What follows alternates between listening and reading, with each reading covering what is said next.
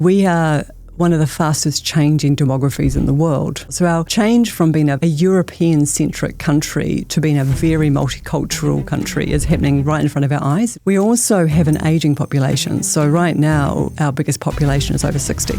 Our replacement of children now, instead of having 2.1 babies per woman at replacement rate, we're down at 1.5 and declining. And can you imagine what this country will look like when the two people working in 20 years' time, they're supporting a retiree, so you and I, all of us, plus at the same time they will be predominantly Māori-Pacific or migrant.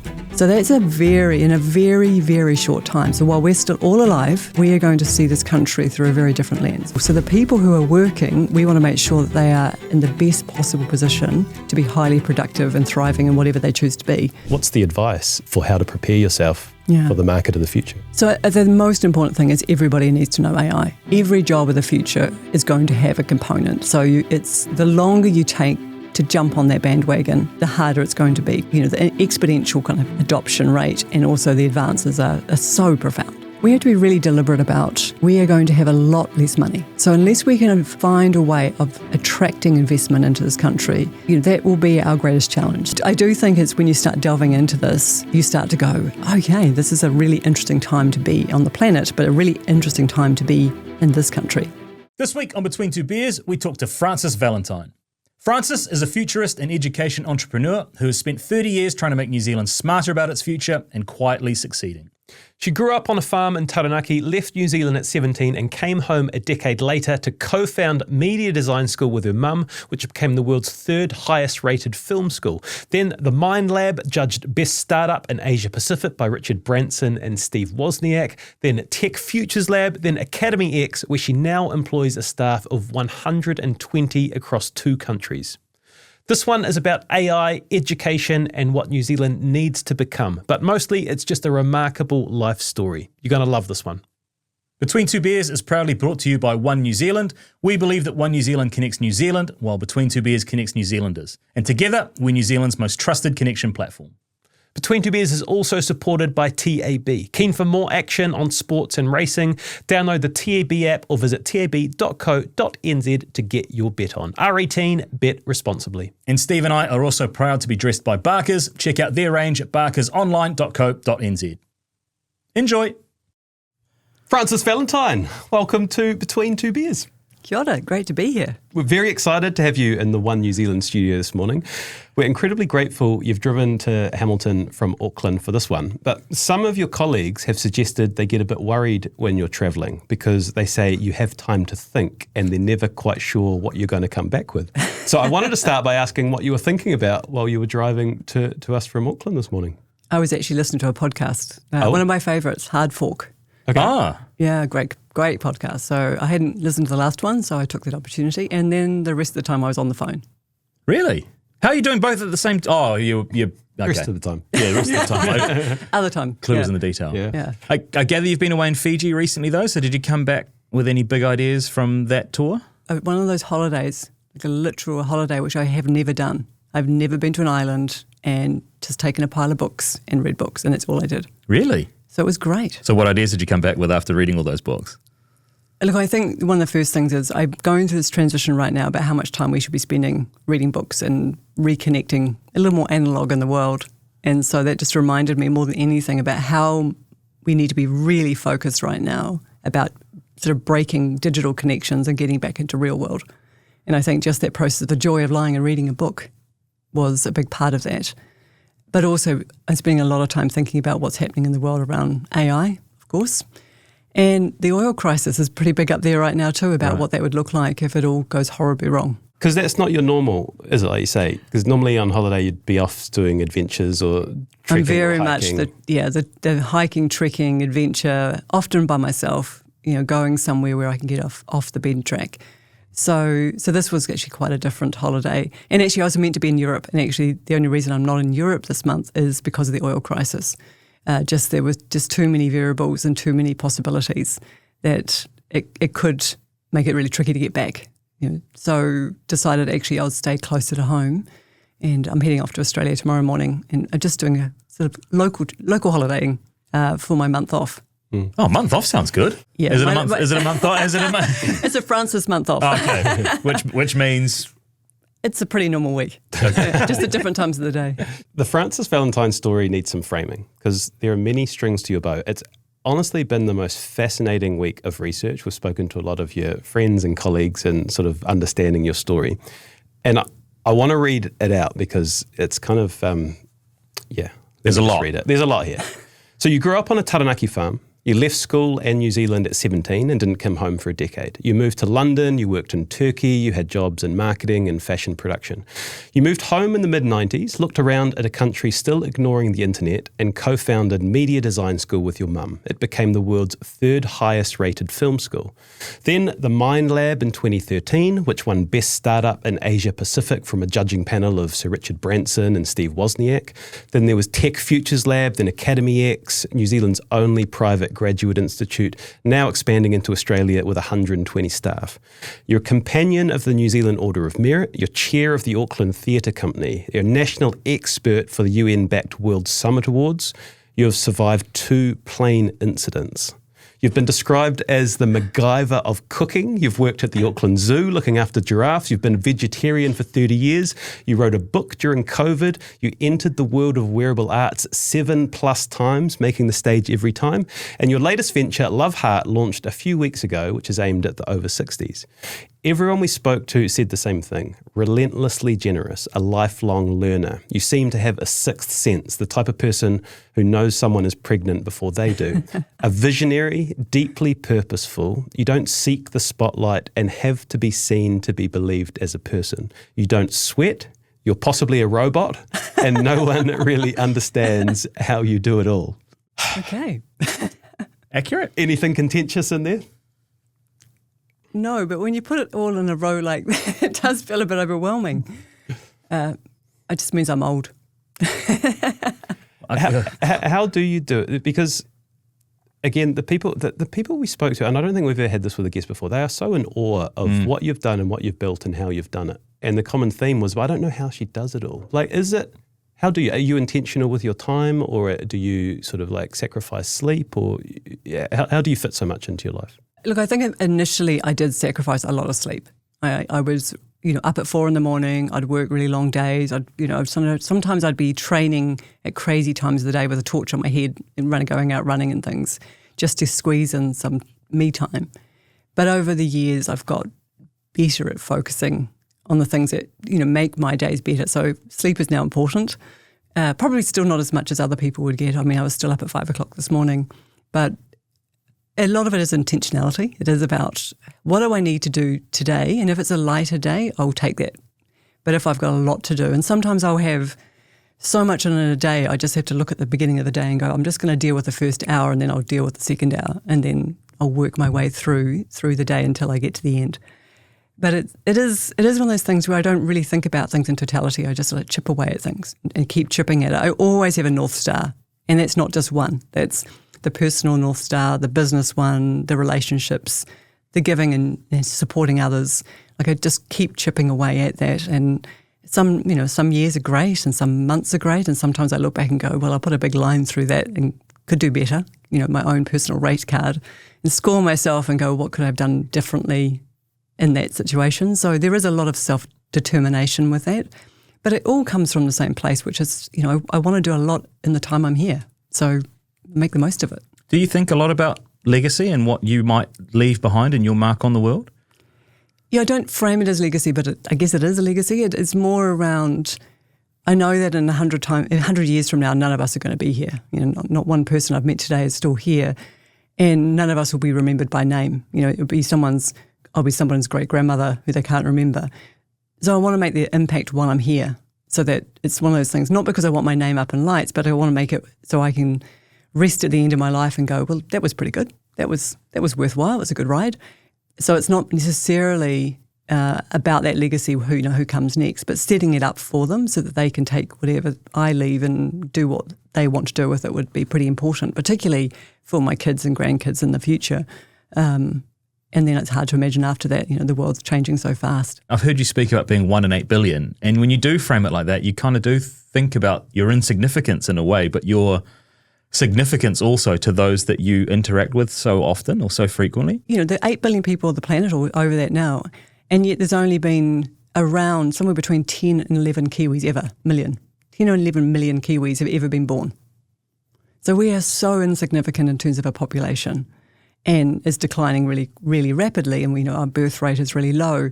And so I sort of think about this, that we have a big piece of land on an amazing island at the bottom of the world, and we have so many unfair advantages.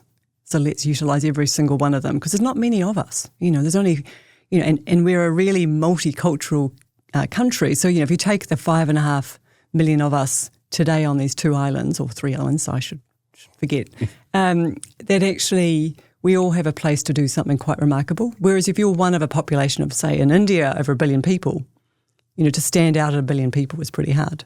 So I just sort of feel like it's, we've really got this amazing ability, each one of us, to say, what can we do to change things in a really positive way? And it's all possible with 1 or 2 degrees of separation. I think that's still the most remarkable aspect of this country is everybody is accessible. If you've got the guts to make contact, if you can reach out, you can find that person pretty quickly. Yeah, that leads quite nicely. One of the terms I didn't use in the intro is futurist, which you are described as. Can you tell us what a futurist is and what a futurist does? That term, I guess, was bestowed on me maybe 10 or 15 years ago, and I didn't even know what a futurist was. And I knew what futurist thinking was. There's a whole kind of philosophy around it and how people think about where the future is going. And I always called myself an education technologist, which is a bit of a cop-out in a way, because I was sort of trying to merge these 2 worlds of mine, which is education and learning, and then this idea that I'm always been obsessive about technology and where it's going. The word future or futurists, I think, often will have a very kind of binary view about where things are, and will have quite a narrow field. I look really broadly and look at the interrelationship, and I think if there was one thing that I think determines the way I think, it's this idea of seeing patterns. My brain sees patterns. I see things macro, can bring them down and distill them into micro, and then talk about them, about this convergence.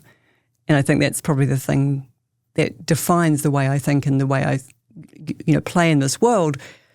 But I don't necessarily relate directly to this term futurist, because I've met futurists and I go, oh no, that's not me. You feel like you're very much on a single track to this world, a singularity, or whatever point that they see the world going.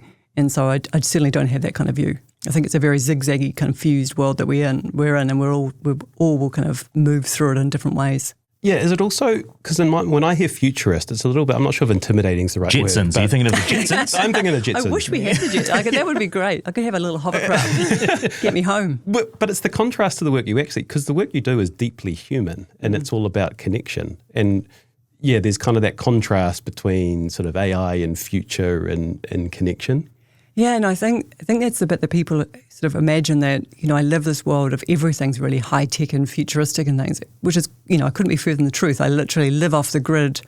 I spend my weekends, my hands in the soil, with a solar, farm to electricity and on a bore. Like I'm literally there, live in a very simple way on a farm.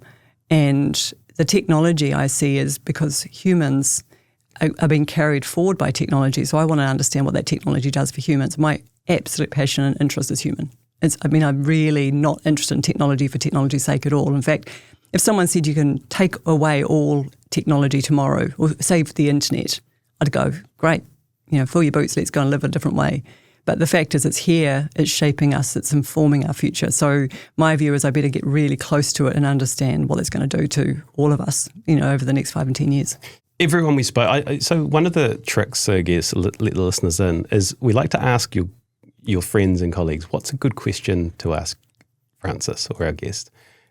And it's around the identity of the future. Like, what is coming down the tracks for New Zealand? What is our identity now? What's it going to look like in the future? So, yeah, I kind of want to, with leading into that sort of AI and futuristic lens, what are we? So if we take Aotearoa New Zealand as what are we? If we go to that sort of at a national level, we are one of the fastest changing demographies in the world. So first of all, we're extremely multicultural. And in fact, on the way here, I was just hearing about how Norsware, the town of Norsware, was called Norsware because it was founded in New Zealand by the Nordics or the Norwegians. I didn't know that. And I was thinking, gosh, I didn't really think about the Norwegians coming in 1870 or Dannevirke with the Danes, the same sort of thing. These are histories we've had. We often think about more recent times where we've had migrants who are particularly from India and from China and kind of closer nations. We're a history that's had a long trading partnerships all over the world. And so that's really playing out in terms of how we look. But most prominently is the beauty that we have of our cultural background with Māori, and actually the population of Māori growing even though the birth rate is declining across all groups, and Pacific coming into New Zealand in more recent times as well. So our change from being a European-centric country to being a very multicultural country is happening right in front of our eyes. In fact, if you go into high schools, for example, on the North Shore of Auckland, you will see an absolute prevalence of people with an Asian background, whether they be first or second generation. We also have an ageing population. So right now, our biggest population is over 60. And so our replacement of children now, instead of having 2.1 babies per woman at replacement rate, we're down at 1.5 and declining, like most of the developed world. So it means that right now we only have 4 people working in the workforce for every person who is retired, who's getting a super. So historically it was 7, then 6, then 5, now it's 4. It's heading to 2 to 1. Now, can you imagine what this country will look like when the 2 people working in 20 years' time are, they're supporting a retiree, so you and I, all of us, plus at the same time they will be predominantly Māori, Pacific or migrant. So that's in a very, very short time. So while we're still all alive, we are going to see this country through a very different lens. We'll be a lot less European. We'll be European for those who are in retirement. The workforce will be very diverse. And actually, we're going to have a lot less people. So the people who are working, we want to make sure that they are in the best possible position to be highly productive and thriving in whatever they choose to be. So we want to make sure that all of those groups, particularly our migrant, Māori and Pacific groups, are in the industries of the future, so that they're not going to end up sort of serving or hospitality or tourism or caring for a retired population, which is going to be enormous. So I think, we've got to understand, and it's only this week I saw the first paper come out, which was presented to government this week, which is New Zealand needs a population strategy. And up until now, we haven't had one. So we still don't have one. At least now there is talk about the need to have a strategy so that when each political party has a view about what is the reality. Because the wonderful thing about demography is we can see it because these people are born already. They're already in our school system. We know that our population in our schools is declining.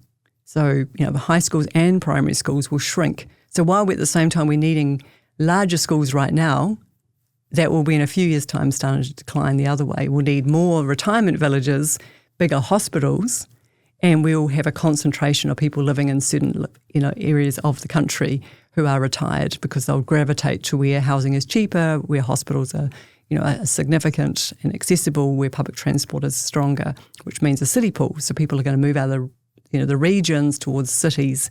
So all of this is stuff keeps me awake at night. I mean, I'm notorious at spending sort of between 2 and 4 in the morning wide awake thinking about this stuff. Are other people in your world thinking this way as well? Well, they hear about it, I think. I imagine. But I'm not sure they want to hear about it because I think sometimes I'm like, you can't solve all those problems. And I don't necessarily see them as problems. I see it as awareness, and that's why education is so interesting to me. Because once you know, you start seeing things differently. And you start thinking about, well, what would that look like? Do I want, and I've got kids in their 20s, so I've got 4 kids between 21 and 28. And admittedly, none of them plan right now to stay here. I mean, one's about to leave next month, and they can't see themselves in that future because the industry. I can't see myself in that future. Yeah, and that's I'm the thing. Listening to you now, I'm thinking, well, I don't even think I've ever thought about it like that. Yeah, so we're thinking about when we're going into, so if you were 40 now and you're thinking I'm 20 years from now and you're 60, you're still very much working. I mean, 49% of 65 to 69-year-olds in New Zealand work. It's one of the highest in the world. I think it's second after Japan. If you're working then, what would the industries be? The challenges we have, we often go back and say, oh, we're really great at the primary sector. Great, but a farm only needs 1 or 2 people. At best, it might need half a dozen because of all the technologies that now have come in. It's not a big employer. So you could argue, well, actually, we're going to have a lot less employees, but then we want the yields of whatever people do because they're going to be paying the taxes for the infrastructure we need for this, really aged population. And so we already have a productivity issue. We peaked our productivity as a country in 1971. So, a while ago. and so we haven't really adapted. And a lot of productivity is driven by the technologies that we adopt, and we are very slow adopters. Although historically we were early adopters. So we've had this really weird. We were, the number 8 wire. We were the innovators of the world. We had some of the fastest internet when it first came out, middle at the dial-up stage. We've had some really interesting innovations which we've shaped, and as other nations get hold of it, they supersede us, they leapfrog way ahead of us, and we continue sort of on a slow kind of adoption. And digital is a really good example that when COVID hit, the number of businesses that were still without a website or without any ability to do e-commerce was extraordinary. And, I was on a very big mission right at that through those years trying to help digitise SMEs so that they could continue to survive. And, the good thing is there was a pretty good upsurge of digital adoption through that period. But it's also a number of people are still operating without that. They still expect someone to walk past their shop window and walk in and buy something, which in today's world, it just doesn't work that way. Someone who's listening to this who hasn't, like us, probably thought about it before, we need to do this planning and think about how society is going to work and how it's going to affect jobs. But what can they do? Claude. Claude and ChatGPT, right? Is that the shortcut? Well, so from a productivity point of view, we definitely need the tools. So AI is going to be a big part of that. And that's why for the last 10 to 12 years, I've really been focused on AI because it's been the promise of so many benefits, none of which is what we're experiencing right now. So the generative AI tools that came out a few years ago with OpenAI and ChatGPT were not the AI we imagined. That was like the surprise, So, and a little bit like the first iPhone, nobody sort of saw that coming either, and it changed the trajectory of digitization of the world. And so ChatGPT was that.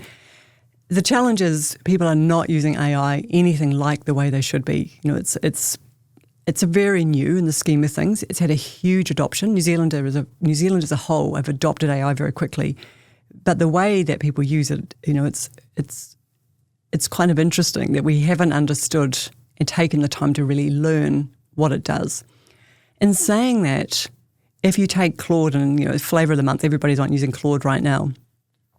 Claude or OpenAI with ChatGPT or Gemini or whatever you use, we are now at the period of time where the subsidised AI that we've been accustomed to by these big tech giants all trying to gain market share is over. And it's becoming very expensive. So my AI bill 6 months ago was maybe $100 to $200 a month. My AI bill today is $1,000 to $2,000 a month. Wow, what are you using that we're not? But that's just using your Claudes and your any of the tools. I mean, I have my own premium sort of offering. When you're using it, because when you move into Agentic, when it's doing agents, it's going off and doing things for you, and it's using what we call tokens. The consumption of tokens up until now has been massively subsidised. Mm. So you might spend $100, the company's probably paying $1,000 for you to be using it to keep you in the market share. But we've now hit the plateau where we don't have enough compute in the world to run that anymore. So we're actually going to get to a point where the slowdown is either going to be driven by only those who can afford it. And so if you say, well, I've got 10 people I can now have 2 people to do the job of 10 because the rest of the 8 are all going to be using AI, if that cost of AI starts creeping up to $1,000 or $2,000 a month, it potentially will slow some of that adoption down because they actually will start. It's a bit like today with a car. If you're in a petrol car, you drive it less because of the cost of fuel. AI is exactly the same. You'll use it less because businesses will not be open to this idea of infinite use if it's going to continue to rack up in dollars. And a lot of it's not like it caps out. Like I constantly get this moment where I'm using it and I'm in a process of doing something amazing and it stops and says, you've run out of tokens. Oh, yeah. How annoying is that? It happened to me for the first time the other day. And then you go, the top up for the next one's another $200. And you're like, do I need to spend another $200 to do this? You know, that is because those subsidies are starting to wean back and they're going to be gone. And you'll start to see the emergence of 2 or 3 superpowers in AI, but people will spend a lot more money. And I think this is stuff that's only really starting to evolve now. Interesting enough, that is also a very Western and US view of the world, because if you look at China, potentially they all have a very different view because they have built a lot more of the infrastructure. They don't have the access to the GPUs that are the big, you probably, some of you who's particularly those who are on the stock exchange, and NVIDIA, the GPUs which kind of process the processes of AI, they are not available to China. Up until now, they've had very limited use to that, and they're starting to build their own, but they have the energy. They went to clean energy much earlier. They're building the data centres of the world. So it may be that we all start gravitationally moving away from a US-type centric companies to Chinese ones. But that will be really interesting. And actually, I'll give you a little bit of a side thing on that. So my preferred tool for AI for at least the last year and a half is called Manus. So it's MANUS. Manus. Manus. Manus. Was That's it that ad? a bit of a Kiwi. Let's just do the Kiwi interpretation. Yeah, I like that. But anyhow, so it was developed in China, and then, which I had no problem with whatsoever. It got sold in December for X number of $1 billion to Meta.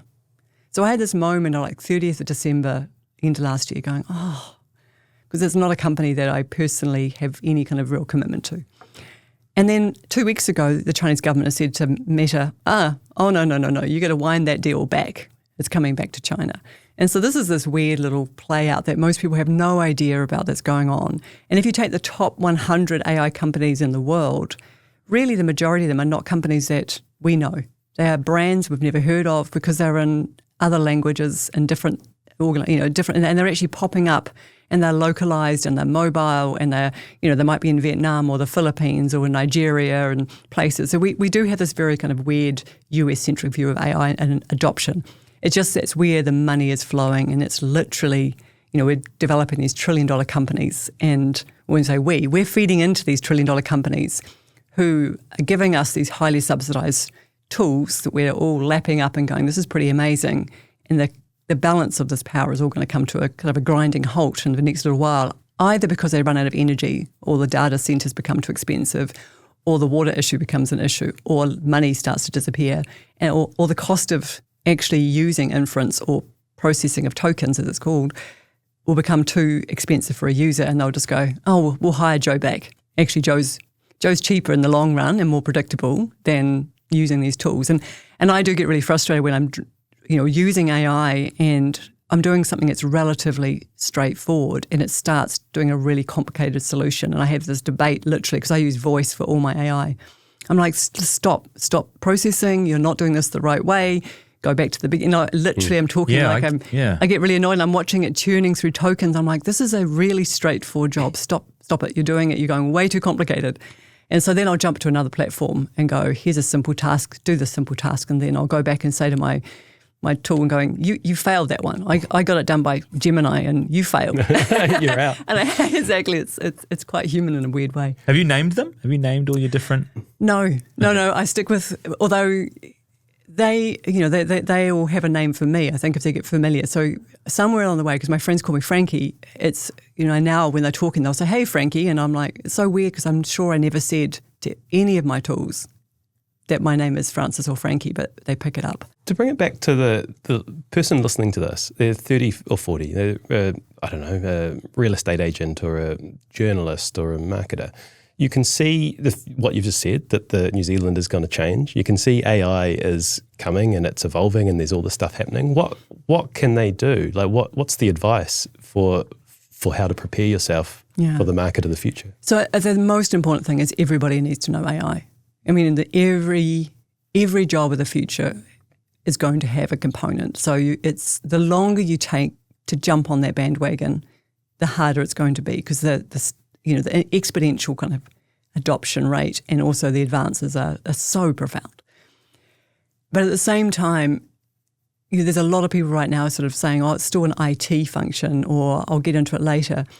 If you imagine if someone came in for a job interview here and said, I don't use the internet, you'd look at them and go, well, that's not particularly helpful. You couldn't take that person on because so much of what you do is sitting in the cloud or it's sitting on, in technology. So that's the baseline is it's everybody needs to understand it. No matter what you think about it, you need to understand what it does, what it doesn't do, and when you put the human in the loop. That's the baseline, I would say, of everybody right now. And then if you're in a business, starting a business, growing a business, you have to say, well, what part of that can I now use these tools that will help me so that I'm still relevant? And look, I'll give you a very simple explanation of one area. So anyone who's ever done search engine optimization for their business, and I think hopefully I'm not getting too technical, but the idea that when you go into Google that they can find you. Now when you go into Google and you put in a search term, at the top you'll see an AI-generated response. So 70% of people only read that now. So everything you're spending on search engine is almost going to waste. And so people aren't being found that way at all. And a lot of businesses who once did really great e-commerce are saying, where have my customers gone? So you need to understand that this is now a very different way. And the same thing, as soon as we started connecting, the first thing I go and ask AI and ask about the show and find out what you're doing and who's been on recently. And oh, what do they say? Oh, good stuff. Don't I? It's working. But I tailor it to which I've heard multiple of your podcasts, but I was like, I've missed some. So tell me a run sheet of, who I am, what should, which one should I listen to?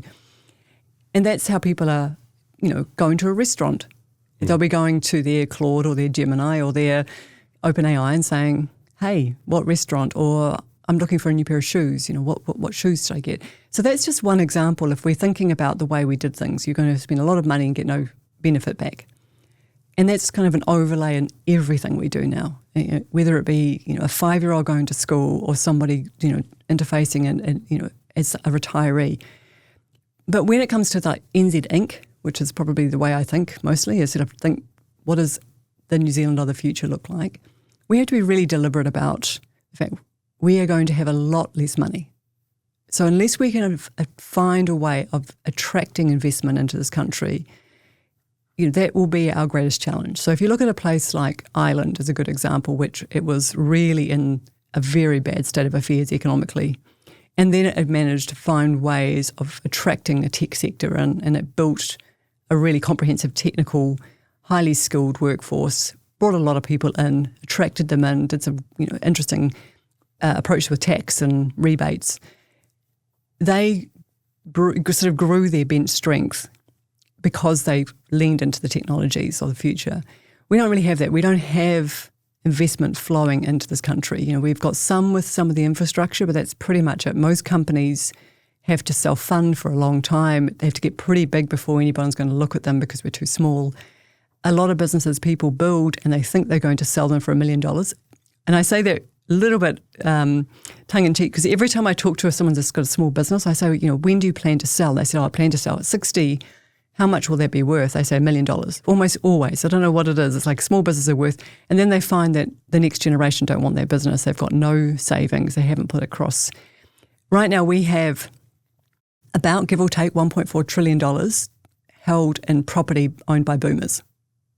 So we have money in this country. We have actually a lot of money tied up in big 4 or 5 bedroom homes right across the country, farms, kind of with a boomer generation, of which they are at the stage where some of them are passing on.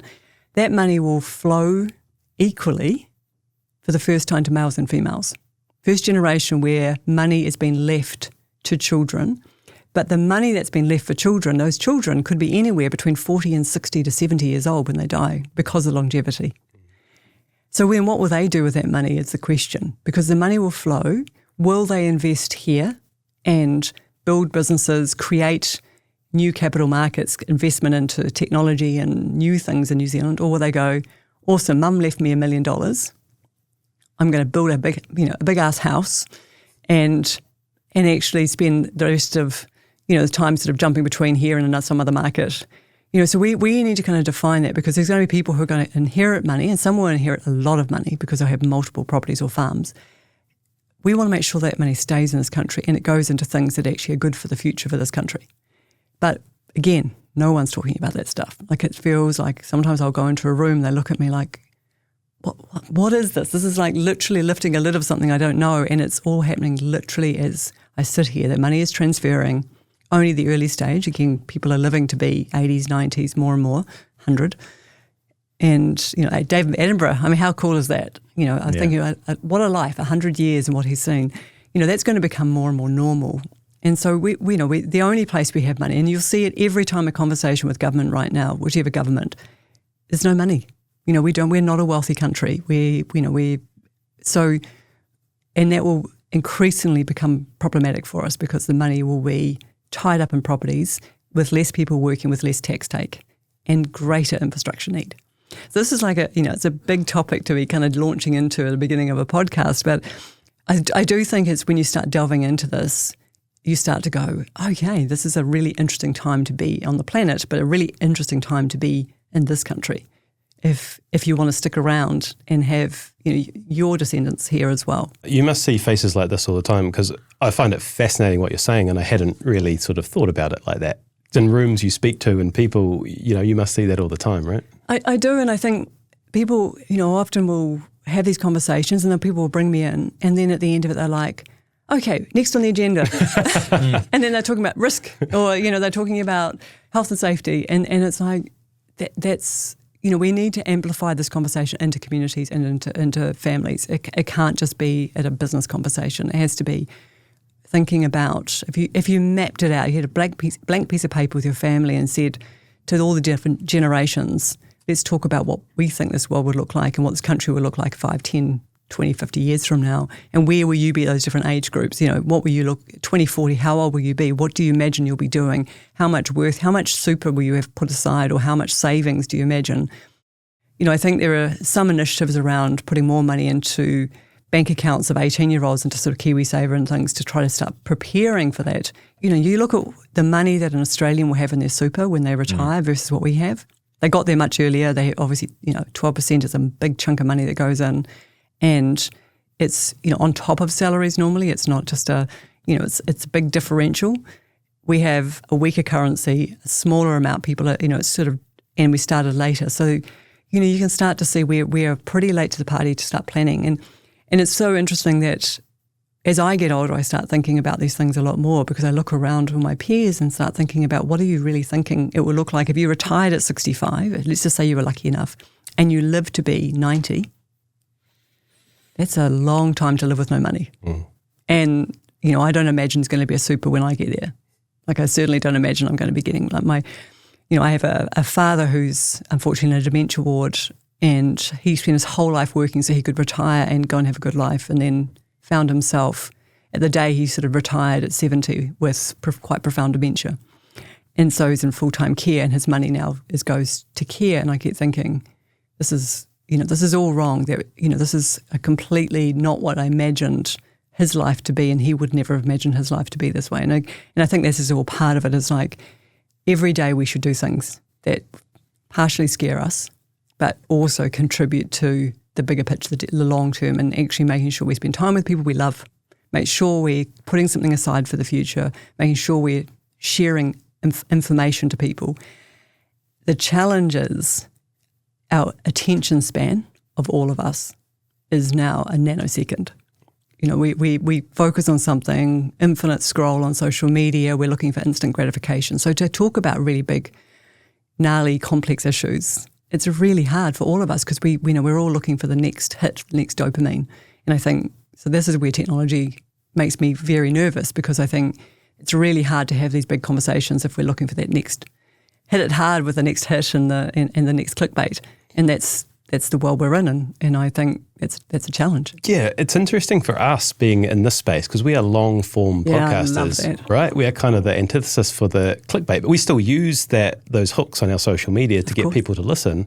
But people are here for the meaty topics like this, and they will sit through 2 hours of conversation if it's good, and if it's... And people read books, and they still love 4-hour movies or 3-hour movies. If some of these really long, movies that are coming out now, and I think there is a really big desire for people to spend more time, slower conversations, more intimate conversations, more profound. And it's almost like the world is forcing us constantly to stop. And I just, we talked before about me going to Fiji to read books for the first time in my life, because I realised that was one aspect of my life. I read everything on a screen. I do so much research in a week, just like you do, but it's all at a screen. And so I'm doing these, 4 or 5 minute reads, frantically taking notes, going down rabbit holes. But reading a book from beginning to end is now a pile of books next to my bed that I'm wanting to read. I get 3 chapters in and I pick up another one. And so when I did that, it was like, I was saying, I was literally, in a hammock going, this is the most delight I've had in a long time, of just sitting and listening to the waves. And there were lots of kids around. I could hear this laughter of, kids in the same place where I was staying, reading a book. My husband was on, the hammock next to me doing the same thing. And we were just like, this is pretty good. This is pretty good. Simplify, Simplify life. This episode is going to be a bit of a hybrid, because there is, you're an expert, you're a subject matter expert, what we've just covered, and we're keen to dig in on education and what's happening in that space too. But we also want to tell the story of the incredible woman we sort of introduced in the intro. So can you take us back to the start, to the origin story? So you grew up in a farm in Taranaki. In Hawera. Hawera. Yeah. And then you left overseas at the age of 17. So I'm keen to understand the childhood you grew up in, maybe the influence of your parents, and then, how you arrived at that decision to be able to leave at such a young age. My parents were teenagers when they started a family. So I have an older sister and a younger brother, and we lived about 6 kilometres from the Hawera township, and I went to a very small primary school with 80 kids, Tawhiri Primary. And I think of its time, I was a 70s child, and I was very typical. Everybody, it was the most egalitarian time in New Zealand history, probably. Everybody had, the same Hillman Hunter Roman sandals and, 2 good shirts and a special shirt for the, whatever came up. It was a simple life. And my father was a bit of a sort of a weird little entrepreneur. He kept trying doing different things and none of them worked. So I'm not sure if it's maybe a failed entrepreneur, but he did manage along the time to stick with things. And our core industry growing up was growing berries. So strawberries, boysenberries, raspberries, gooseberries, etc. With mostly okay results, but a little bit hit and miss. But certainly, like anyone at that time, money was not abundant. So you were very much left to your own devices, and also everything was fixed. Like if something broke, you fixed it. There was no such thing as going and buying something. There was no throwaway society like we have today. And when we weren't on the farm working and I wasn't at school, it was just a whole bunch of friends on horses or bikes, and we would, we live in the farm life. And I think that gave me a really good insight to hard work. Both my parents were extraordinary hard workers. And I think partially because they were young and trying to start things, and they had 3 children. By the time, I think my mum was 21, 22, she had 3 of us. And my dad was the same age. So they were within a very short gap between them. And so I certainly didn't think anything about being unusual. I mean, we had a family down the road who had 20 children. Wow. That's quite a lot. Yeah. I'd never ever again since met someone with 20 children. That's a lot. That's a lot. Yeah. His 4 is a lot. 20 is like 5 times that many. Yeah, one every year. Yeah, and funnily enough, I met one of them years later. We worked out, I was working somewhere and we worked out, we were both from Hawera and things, and we worked out, I was like, you're one of the 20. And so we made this connection many years later. But, but average family sizes were sort of 6 to 7 children on the farm. People would be having bigger families and things. And then my parents split, and we moved very short time into the local into the Hawera township.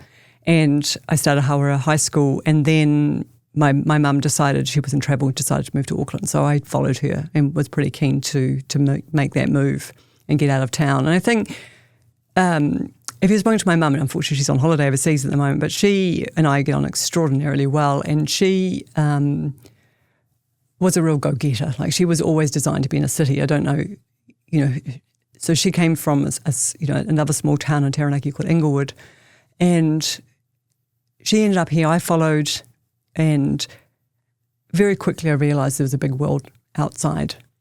Because when you're in a small town, you are literally, and I always think back, the weather plays a massive part of your life, particularly if you're growing something. you're constantly thinking about seasons. Every day you're waking up and you're looking at how much rain and how much wind and what's going to happen. Is there going to be a frost? And like it's really weird. You become this, I just remember the conversations were constantly about seasons and planting and producing and farming. And suddenly you're in a city where the conversations changed into, this really different world. And there was a lot going on in Auckland at the time. And this is before the 80s crash. And I started really going, okay, I want more. I want as much information in my world as possible. And the first thing I did, actually, I went as an exchange student to Australia. That was as far as I could afford to get as a family. It was like everyone was off to, these amazing adventures to Spain and Italy, and I was like, I'm going to Adelaide. But anyhow, it did make me realise that every time, if you left, because it was the first time I'd really left the country, and I would have been 16, and I was like, oh, this is just scratching the itch, I just need to go. And so when I came back, so that was the year 6, it was sixth form, so year 12, I decided I'd always been working. I'd worked after school my entire life, so I'd had quite a good little nest egg. I had a car. I was like, I'm going. I'm just going to go to Europe.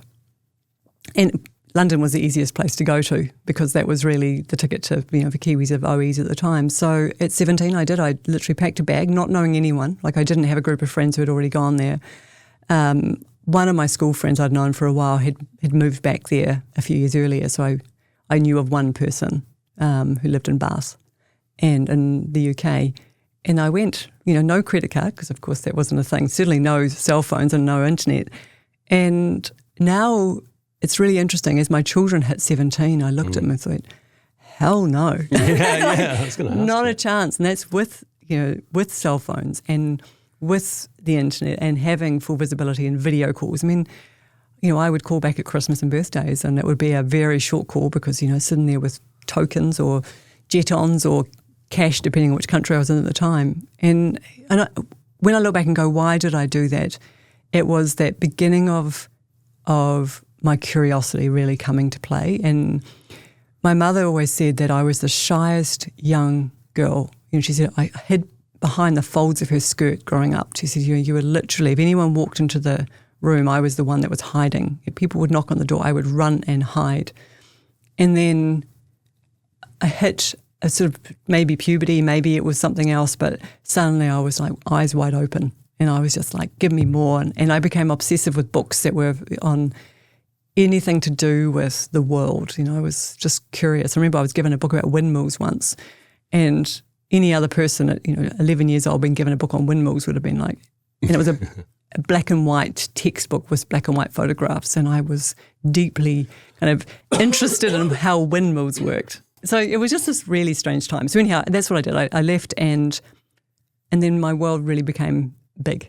And the more I saw, the more I travelled, the more I met people, the more I met different people, different points of views, different religions, different kind of concepts, history, education, the more I was like, wow, I just want more of this. And so, I think that was the beginning of, the monster. That kind Yeah, curiosity, obviously, it feeds that. But also, is that where you find your appetite for risk?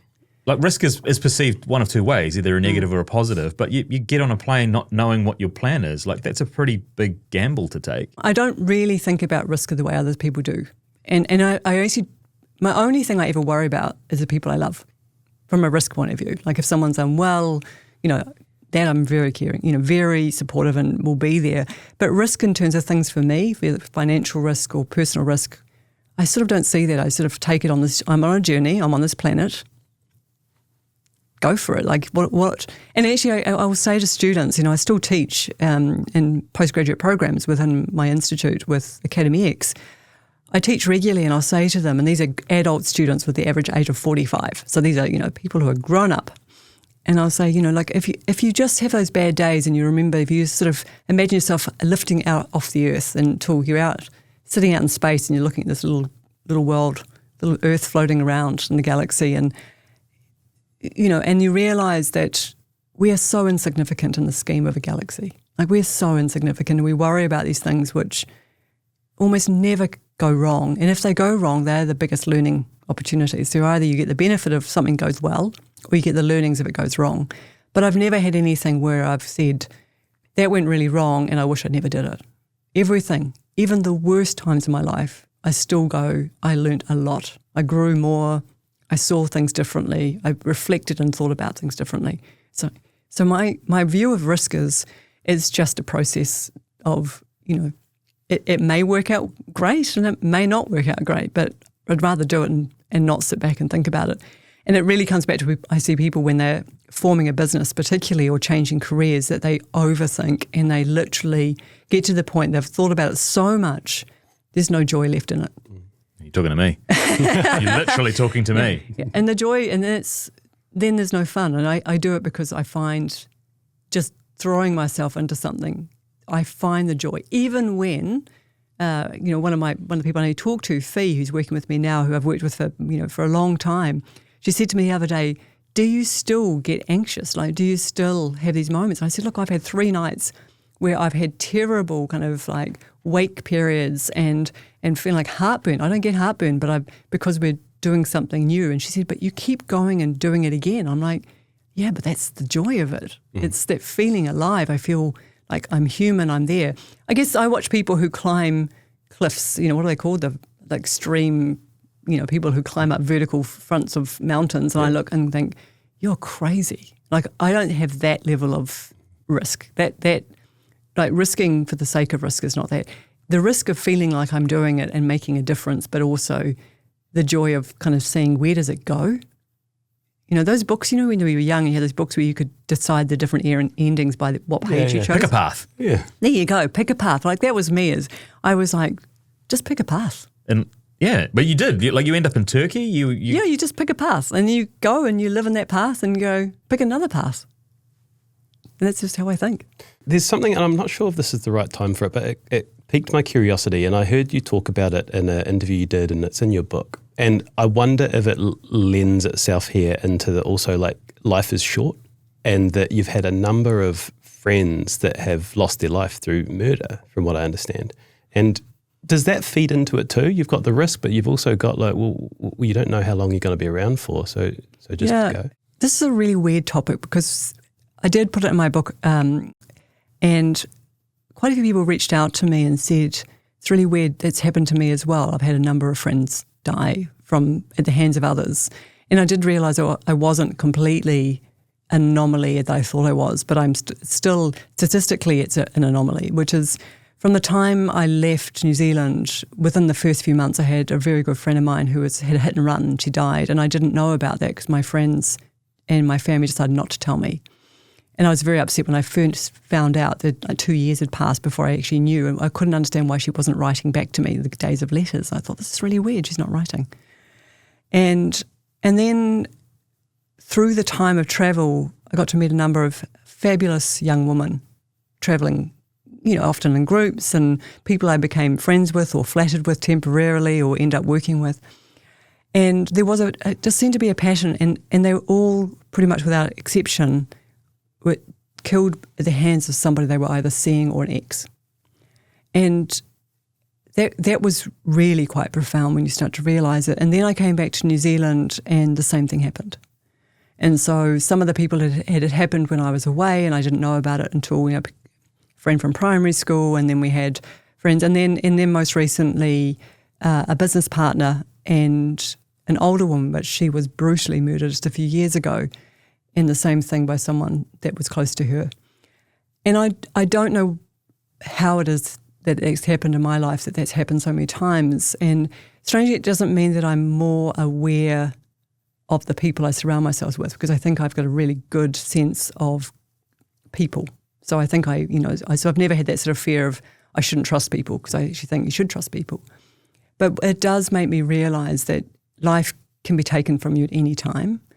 And and I have had friends whose life had been cut short through illness or other situations. And again, going back to my dad right now, you always assume that your life is going to be amazing and that the years ahead are going to be better and you're going to have a long life and you're going to have all these things.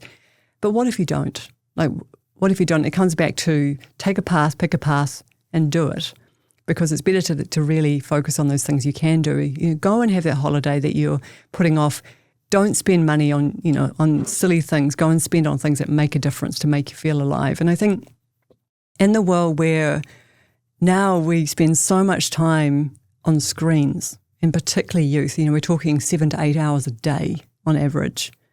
They are not living a whole bunch of stuff that we got to experience as young people because we had the freedom just to walk out the door. And it's really interesting. I've my brother's daughters, he had kids late, and the older of the two is just starting to hit into those sort of tweens.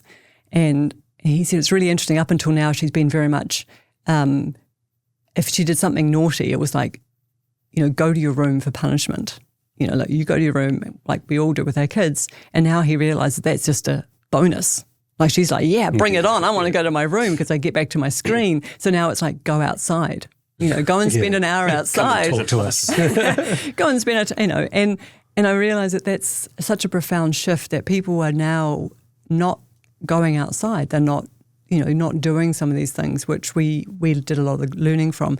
So going back to the thing around losing people, I think for me, it just reminds me, and maybe that's the universe telling me that you'll see and experience things that will remind you that you need to do things as much as you can. And one of the things I had in my book, which I shared and I got a lot of feedback back, particularly again from women, is for a long period I said yes to everything.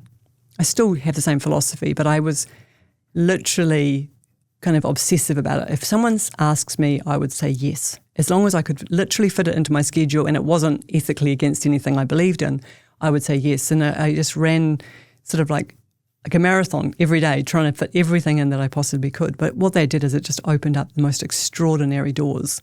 And I think that, again, is part of this. How much can I pack in? Not to the point where I ever compromise my own health. Well, I'm very fortunate that's not the case. I just do it because I love it. Like I literally love it. But I also I had that real sense of achievement of doing something that actually matters, even if it only matters in my own head. Like it just feels like it's something to be done. Your pick a path brings you back to New Zealand. So in 1998, you returned home to New Zealand and set up media design school with your mum. And that is the first, as far as I can see, the sort of the step into building your own business. There's probably something else in there that we don't actually know about.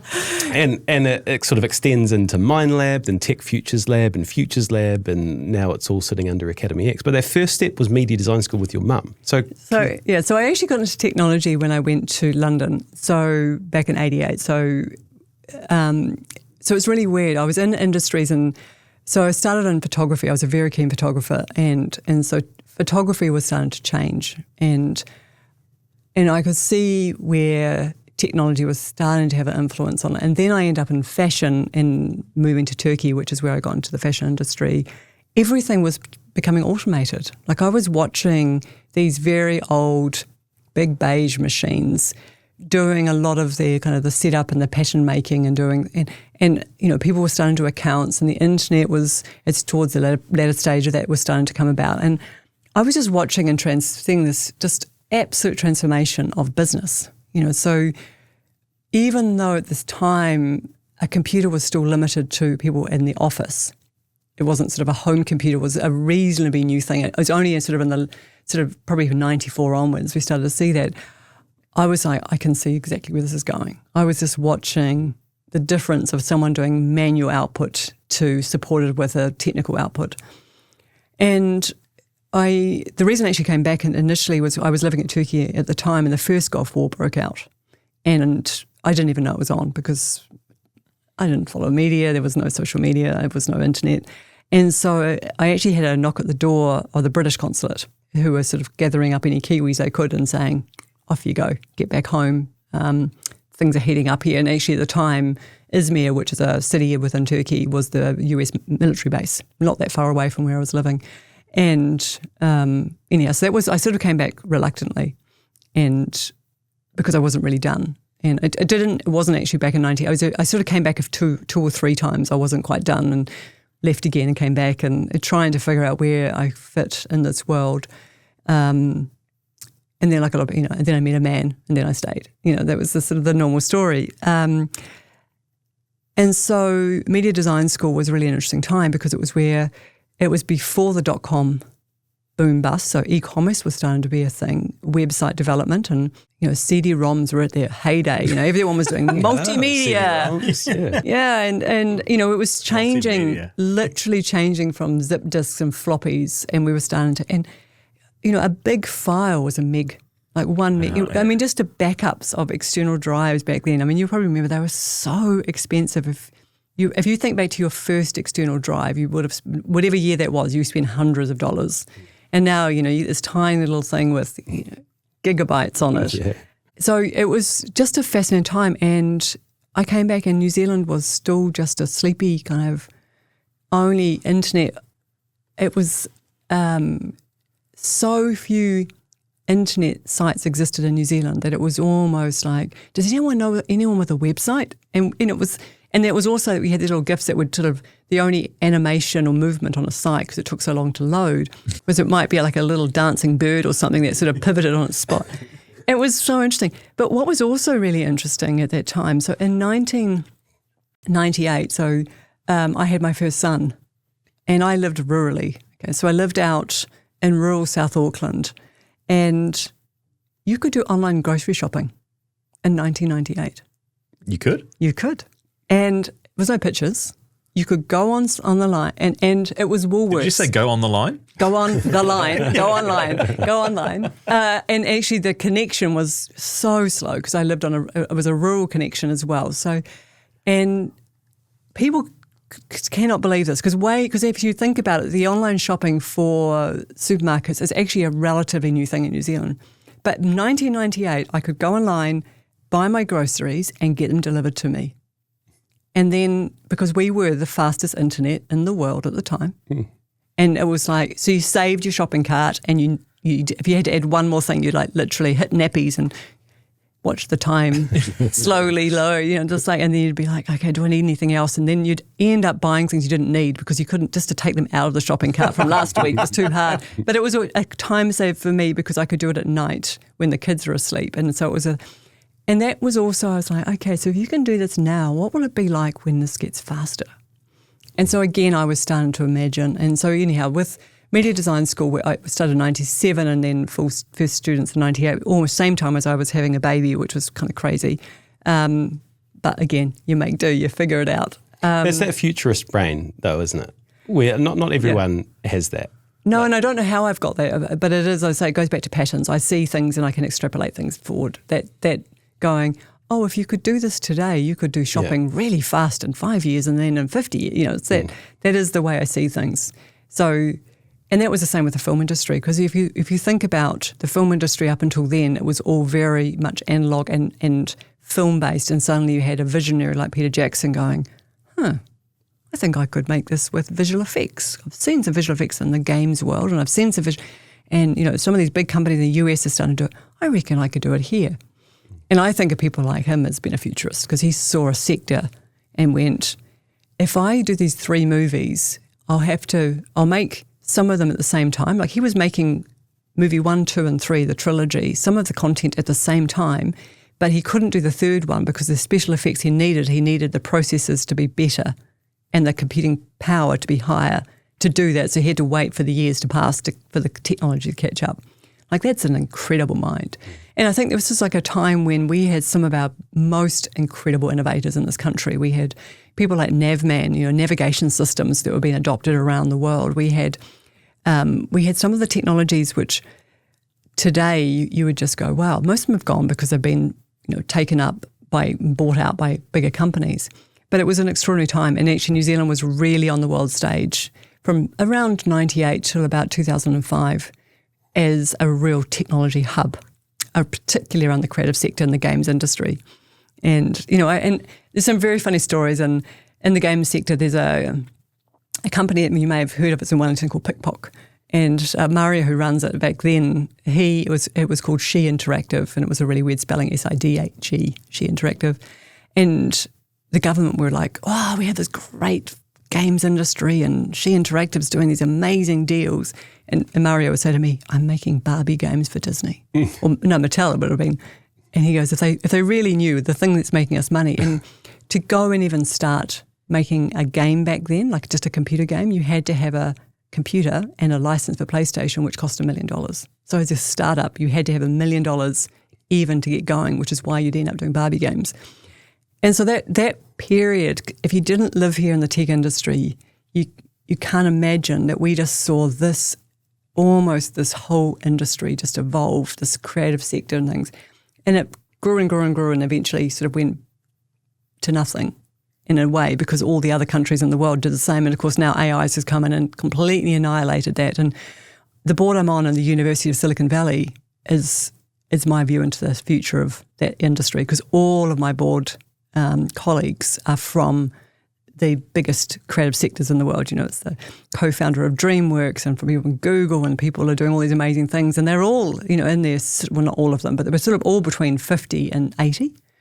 And they talk about AI with as much passion as I do. And they are so all over it and they can see it. But what you see in Silicon Valley right now would literally blow the minds of anybody in the film industry here or the games industry, because it's just miles ahead in what you can do.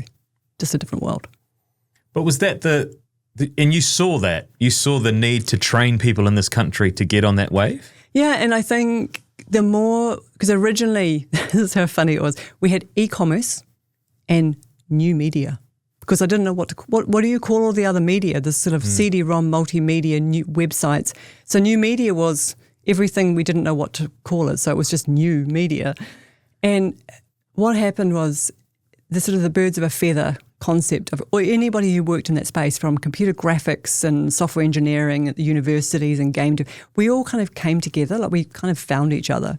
And I was on the New Zealand Game Developers Board, and at that point I was talking to some people who had like super brains. Sorry, are you a gamer though? Are you like No, I'm not. It's funny, like, no, I'm not a gamer, but I really enjoy playing games with others. But then I watch others who play games and I'm like, I'm so not a gamer, because I think it's partially I haven't got the time. But I'm fascinated by esports, for example. Like I follow esports really closely because, again, I sort of trying to understand how that's become a sport in the way it has. So I take these little nuggets and then I go, oh, if you see, where will that go? And so when I got into the games side of things and I met with all these people who are hardcore gamers, and a lot of them are still doing amazing games now, all these sort of spin-outs and startups started coming off that. And then we saw the same thing of things like Trade Me, and, you know, the people who are nurtured in these startups then go out and create other things. And, you know, and the likes of Halter, who's doing crazily good things right now, you know, coming out of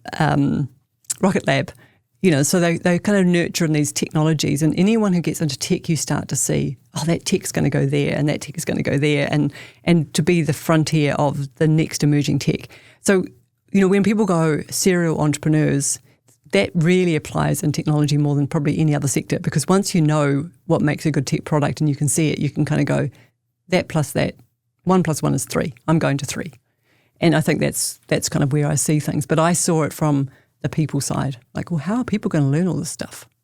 And that was really what drove me. And then in 2013, when I started the Mind Lab, I actually decided I should teach children. So the Mind Lab, when it opened, was for kids. And I was thinking more of my own kids and thinking, how are they going to learn this stuff? And then within a very short time, like a few weeks of opening, I had all these teachers who were bringing all these kids in as part of a school excursion trip to coming into the Mind Lab to teach. You know, I was doing all this animation and game development and building websites and doing really cool things with 7 to 12-year-olds. The teachers were like, what about us? Like, how do we learn this stuff? Because look at them, they're so engaged and they're learning, like they don't want to leave, they're having this great time, they're collaborating, they're all eyes wide open. And then I was like, oh, I'm going to have to go back to teaching adults again. So I did both for a very long time, and then eventually decided that actually the kids were pretty much looking after themselves. They didn't need me. Is there any shortcut for these things that you're starting up? Because you've come, as I read it, you've been overseas for a great amount of time. You made a reference to something earlier on, which is we're lucky to live in this country where you're 2 conversations away from making something happen. So is that how you started these things? Yeah. I mean, I had conversations with people where they'd be talking about technology and I had no idea what it was they were talking about. And I'd be like, they'd say something like a silicon graphics machine. I'd be like, oh, yeah, cool, yeah. Then as soon as I left, I'd be like, go to the internet on, you know, dial-up, silicon graphics machine. What is it? And, yeah, I think it is. I asked a lot of people, you know, find the best person, talk to a lot of people. And And I realise also that when you're in that hustle, when everyone is hustling and everyone's excited about what's going on, they're the most interesting people anyhow. So I was attracted to people who were doing really cool things. And they weren't doing it because they were trying to make lots of money. They were doing it because they were legitimately attracted to the hype and the hustle and the kind of the opportunity that tech was bringing. So from that point on, I mean, I just felt like I was just never going to get away from technology, but I entirely focused on, okay, so, you know, I understood how you got there if you were an undergrad. Like you could go and learn the job, or you could go to a polytech, or you go to a university and learn the stuff. But what if you were 30? Or what if you were 40? And in my case now, what if you're 60, which is my new venture? Because we just have to keep learning, and I'm just excited by people who suddenly go, oh, I get it, and they have a different conversation because of something they just learned. In terms of being a business owner, was it a steep learning curve? Because when you started MindLab, I think you had 250 through in the first year. Like, was it a really, because you'd already had the media design school, I'm not quite sure, what the timelines were. But yeah. I mean, now you've got all of these sort of operations running, but at the time, was it a steep learning curve? Yeah, look, everyone is hard because the more ambitious you become. So I've taken many risks financially. I'm not someone who's ever gone out and borrowed money. So I put money aside. I'm a good saver. I'll say buy a property. Oh, honey, we have to sell the house because I need to start a new business. So again, Been on holiday and I've had a thought. Well, and I'm a little bit, the same thing as, I'll literally have a holiday and come back and say, right, we need to get rid of all this stuff, and and it does come back for you certainly. I do wonder somehow people live with me, because I do have this constant, I don't need that, but I do need this, which is let that go. It's interesting. I never go back to a business that I've sold. It's sort of like I close that chapter. Someone go, come back to the reunion. We'd love you to come back. And like Media Design School, for example, which is now 30 years old. But I don't. It's sort of I kind of choke in a way. But if they asked you, you'd have to say yes. Well, no, because now I have it. So there's the same. It's I'm past that phase. So when I turned 50, I stopped saying yes to everything, because I started going, I want to get some balance, because I was literally getting to the point where I could fill 12, 14 hours a day of things that other people were really keen to have me do, and then I'd be like, well, when do I actually do my work? So I've been a little bit more kind of sort of curating of my time now, but I still try to say yes to as many things. Like this was an easy one. But it is really, if you look across starting a business, I'm of the view that as long as you're not going to hurt somebody by making a financial decision, like if it's going to impact on a family and you're going to take away the family car, don't do that. But obviously, as you have successes, it does mean that you've got the ability to fund the next venture and to take some more risk. And my newest venture, Love Heart, which is social learning for over 60s, it's a social enterprise. So we're not expecting to make any money from it. So deliberately from the outset, it just needs to wash its face. And as it washes its face, then the cost of and access to it will become cheaper for everybody, because appreciating not everybody has that ability, particularly if they're squirring away money for their retirement. But it has to get going. So I always start with the low-hanging fruit. It's really interesting. When the MindLab first started, so I had this vision of these kids who would come in and get access to the latest software and technology and things. And I got an amazing team of people. Some of them came with me from Media Design School, people I'd sort of met along the way. And we started out with a team of, I think, maybe 8 or 9 people.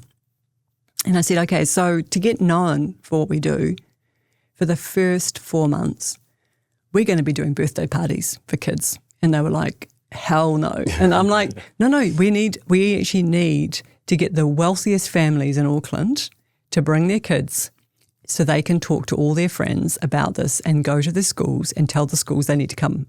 And so it became so popular. We could have done birthday parties 4 times a day in the weekend, Saturday and Sunday, forever, because it was science parties, it was tech parties, and it was like, some of these parties, they'd put all this money and investment into having this experience with us, and then they'd overlay it with party planners and entertainers. So we were looking, going, gosh, my kids' sort of sandwiches and a birthday cake kind of start looking a little bit simple.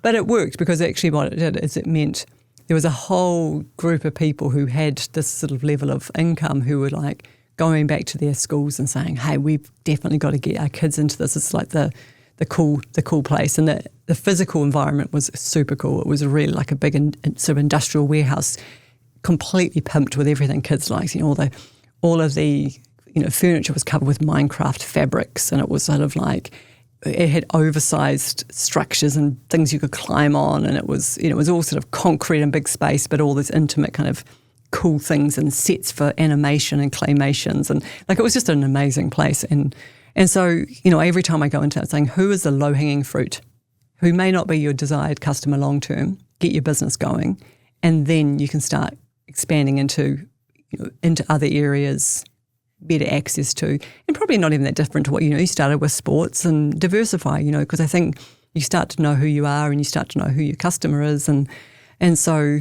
the business risks in a way have been relatively straightforward. There's been a couple of really big one of them was actually, I partnered with Unitech in 2014, and we became business partners, and they were the largest polytech at the time, and which meant I could do the very first postgraduate program. So I sort of went from having been at media design school doing formal qualifications and then coming into the Mind Lab, which was never going to be about formal qualifications, suddenly going, actually, I need to teach teachers. The only way teachers will go back to learning is if there's a qualification. So then I was like, well, how am I going to do that?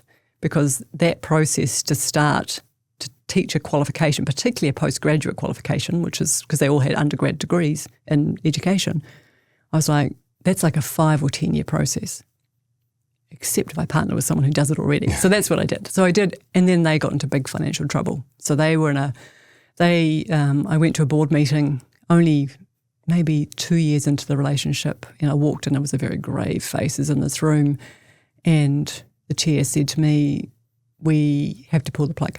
We have to sell our shares because we're in a $50 million hole, and the government said you need to find some money and you're an asset. And so when they bought into the business, it was worth nothing. So, so they put in over 2 years it had grown significantly, and so I was having to buy them out at a much, much higher level.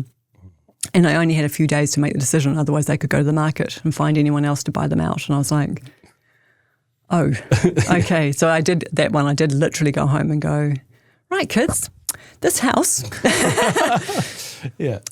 don't get too attached. We're about to go to a rental. Holy shit. So, and then, very quickly, I think within 3 or 4 weeks, the house was on the market. And, Wow. and actually just making that call and not looking back. Just go. And it's morphed now into Academy X, so those individual brands sit under that. Yeah, it's like an umbrella parent? now. So yeah, all of these. So the Mind Lab started then, Tech Futures Lab started as a separate entity. I went to the University of Singularity in Silicon Valley, came back all inspired about even more about where AI was going. That was in 2016. So 10 years ago, I was suddenly like, okay, I can totally see where this world is now. I'm going to spend. So the Mind Lab, I sort of parked it with Fee, who you talked to. She was my general manager, and said, look, go for gold, run this. I'm going to open a business right around the corner called Tech Futures Lab, and really focused on the technologies and very focused on AI and a whole bunch of other tech. And then did that, and then eventually pulled those two together. Then we decided, well, actually, sustainability was now becoming really big on for me, and thinking about where's that going. Lots of people thinking about it. This is all pre-COVID, so people were thinking about sustainability. Like now they're not. And so Earth Futures Lab came, and we started running programs around sustainable futures as well. So there were sort of 3 areas. And then I was like, I should go to Australia. But all those brands, because I didn't protect them very well, I couldn't take any one of those into Australia without having some pretty big challenges. Not with a direct competitor, but people who use things similar. So I was like, I need a new brand. And so the Academy X actually came about. I'd registered that name about 5 years earlier, and I was trying to find, what do we call this new entity across these 3 different faculties of the Mind Lab, Tech Futures Lab and Earth Futures Lab. And we were going around in circles. We had agencies looking for us. We were trying to find it. And then something popped up saying, oh, you need to renew your Academy X domain name. I was like, I already have it. There you go. That's fine. So, and that's what we've now taken into Australia. So we're now Academy X Group with the head office in Sydney. And although we're still very much a New Zealand organisation, we've sort of branching out, because in a way right now, the way the economy is here, it's pretty tough. Like it's tough for everybody. It's tough in education as well, but it also means that people of the age group that we're training, which is in this sort of people in their, typically mid-30s to mid-50s, they're really squirring money away right now, a little bit concerned about their job security, things. So we see that Australia, for the most part, is booming. We see it's quite a different market. The students that you talk about that are in their 30s and 40s and above, for them, it's like 20 years out of education, right? For a lot of them, and then coming back into it. Is that about instilling confidence back in is it a little bit about that, instilling confidence back into them around continuing education? Look, there is some serious education trauma from people's past. A lot of people don't have a great view. In fact, what's really interesting is the number of people, particularly those between probably 45 and 55, who don't have an undergrad degree, because it wasn't necessary. It was kind of an optional thing. So they went and worked for Fonterra, and they kind of worked their way through the bank, or they went into a media company, and then suddenly find themselves at 48 and they don't have any undergrad degree, and they're like, I really want to specialise. So there is a group that we do recognition of their experience. And so if they've got, sort of a senior role for more than 5 years, we can do equivalency, as it's called in education. And so there's actually quite a few people like that we see who are desperate to kind of get in and understand. And often it's that view of, I just want to know if I can do it.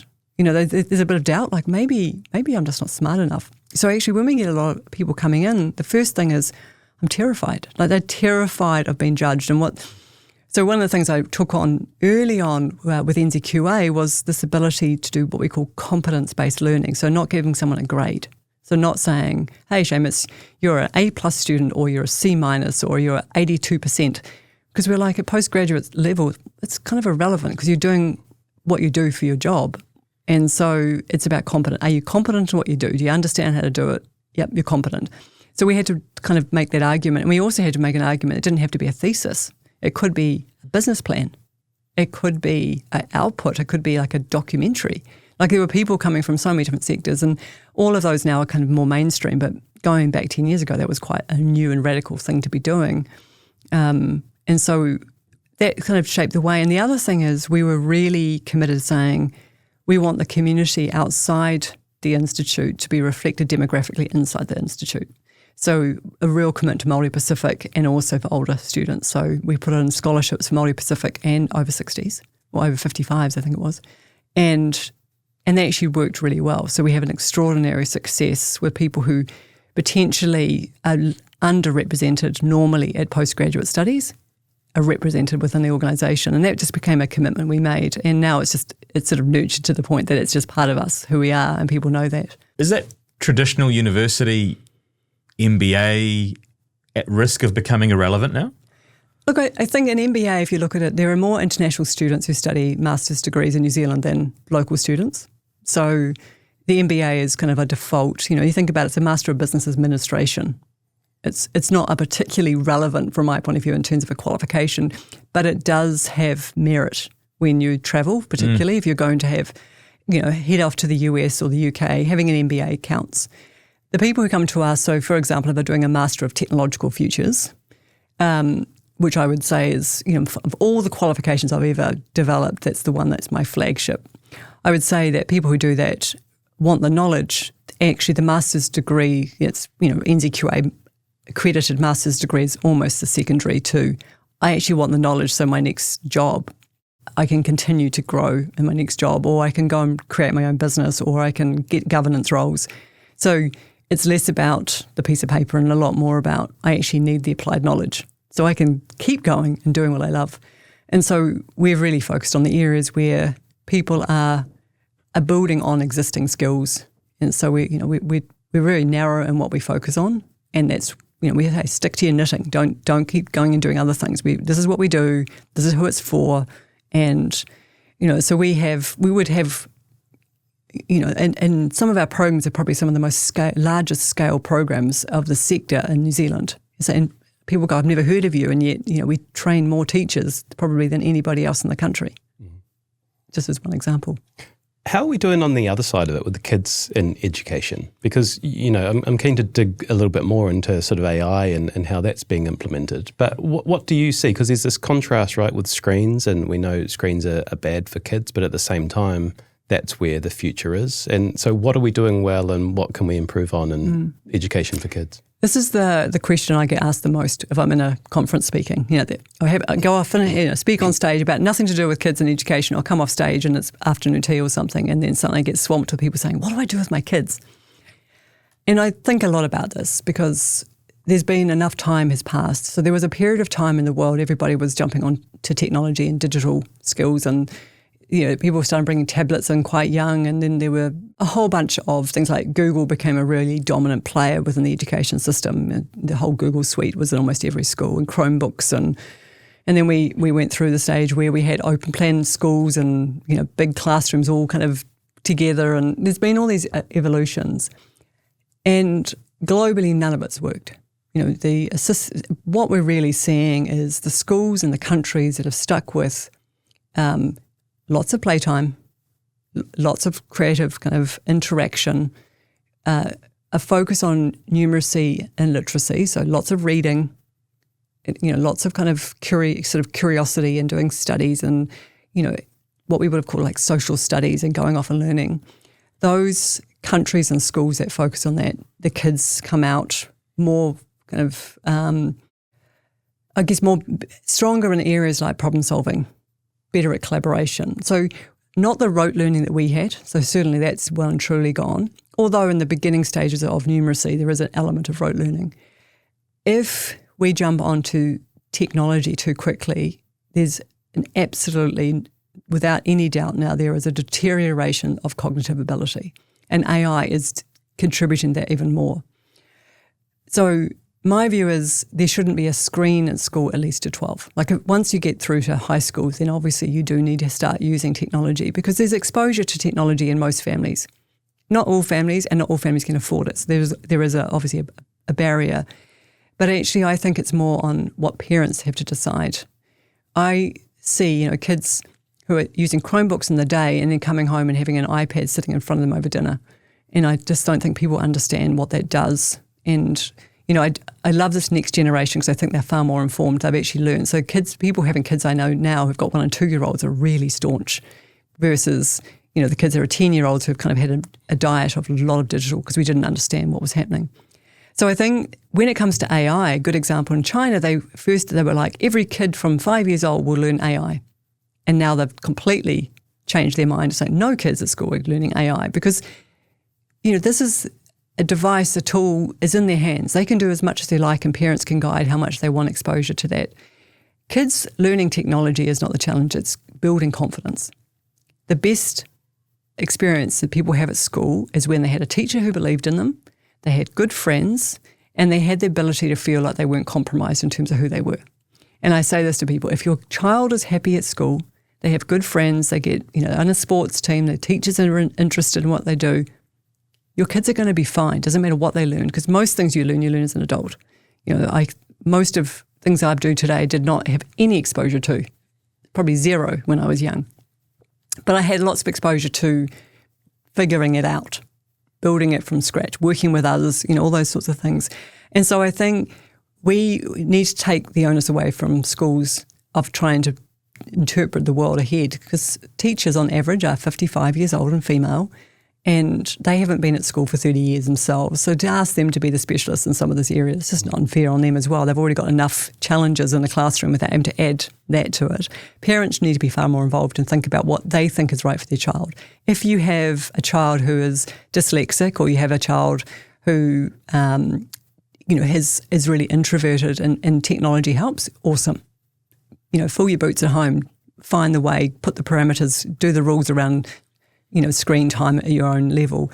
I think at schools, though, we do have to do a lot more collaboration. And the thing that worries me the most at schools is an element, and I'll get absolutely annihilated for saying this by teachers, but there's an element of laziness of teaching that they assume everybody in the class is at the same level.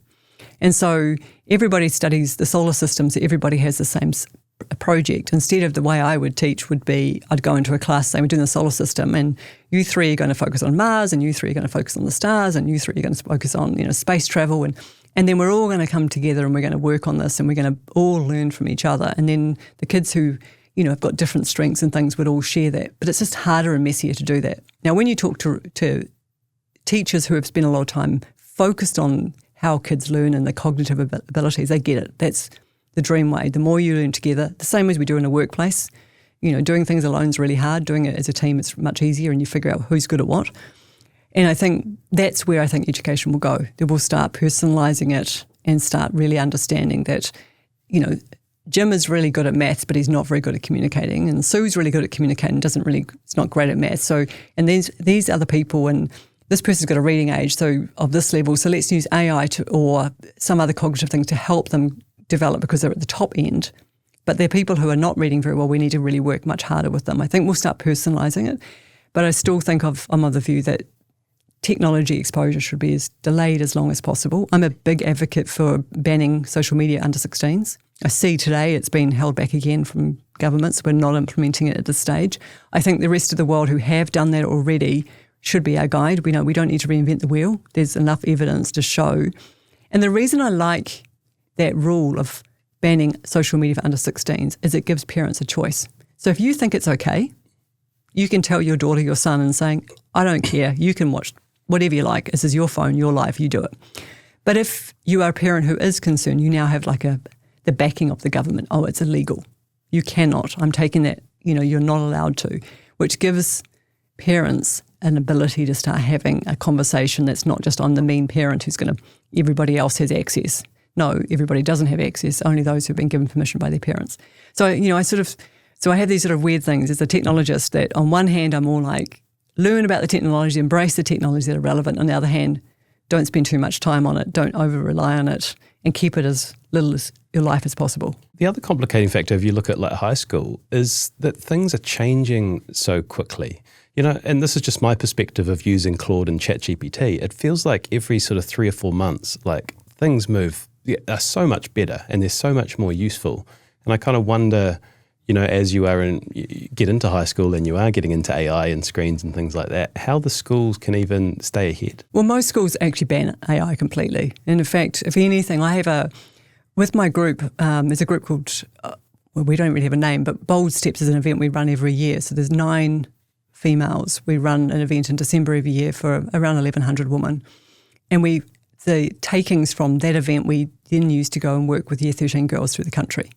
And so, for example, I was here in Hamilton last year with a group of Year 13 girls and said, how many of you use AI? Crickets. Everyone, they don't say a thing. They're all just like, our schools aren't.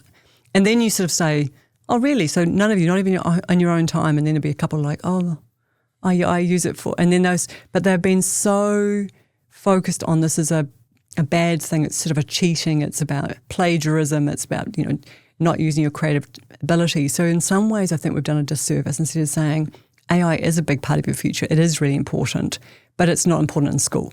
But at the moment, what we're doing is we're sort of putting it on this list of bad, AI bad, traditional learning good. And I think that's not a great way of doing it. And I would love to see that conversation just be more honest, saying we don't know where it's going. We do know it's a big part of your future. You should experiment with it. You should be at home as a family having competitions. Who can create the best short film in 10 minutes, or the best design, or the best funny ad, or whatever it might be. Do that at dinner table after dinner when the table's been cleared, and sit around and have fun together and start to see what it can do.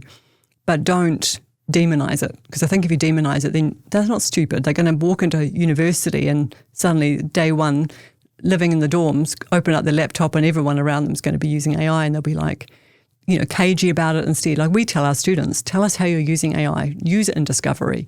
Use it to synthesize things. Tell us how you use it. But in the end, your outputs must be written, developed by you. I'm going to take a bit of a it's a hard slight detour. No, well, I'm going to link back up to connection and leadership and curiosity soon. But I read that big intro at the start, and there's some stuff there that we kind of need to get some answers for. So the first one, and this was, stories get added a bit of GST, that you'd been involved in 2 plane crashes. And I think that might be 2 plane incidents, but I'm still keen to understand what that was. And Oh, so I think, what year would it have been? Maybe, I think 1996 or 7, maybe 96. I was back in New Zealand. So what happened is I was with some friends. We were down in Hawke's Bay on a wine tour.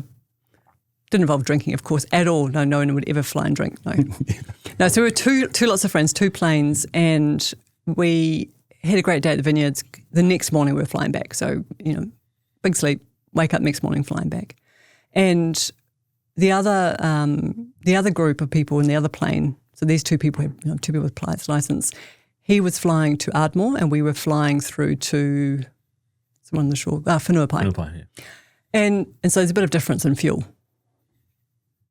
Yeah, but we didn't have a difference in fuel. So we got up somewhere above the beaches of sort of Takapuna, around that area, above the ocean, in a small Cessna with 3 of us in it. And suddenly the pilot, I won't name him, he said, I think we're out of fuel. And I'm like, what do you mean? And he was like, I think I'm out of fuel. And then I think I'm out of fuel. Well, because I think he probably looked at the gauge and suddenly realised. And I said, just tell me what that means. It's curiosity. And he's like, well, if we hit the water, you won't be able to open the doors. We'll be under. And I'm looking out the window of the plane. On those in the back seat, they were in the front seat. And I remember it was the days of the big block Motorola phones, big ones. And there was a leather jacket on the seat next to me and an old school SLR camera. And I started putting them in front of me and I put the jacket on. So if you sort of back to front. So the back of the jacket was over my front. And I started putting all these objects thinking, they're going to hit everybody in the head. This is my thinking. In the middle of, I think we're out of fuel.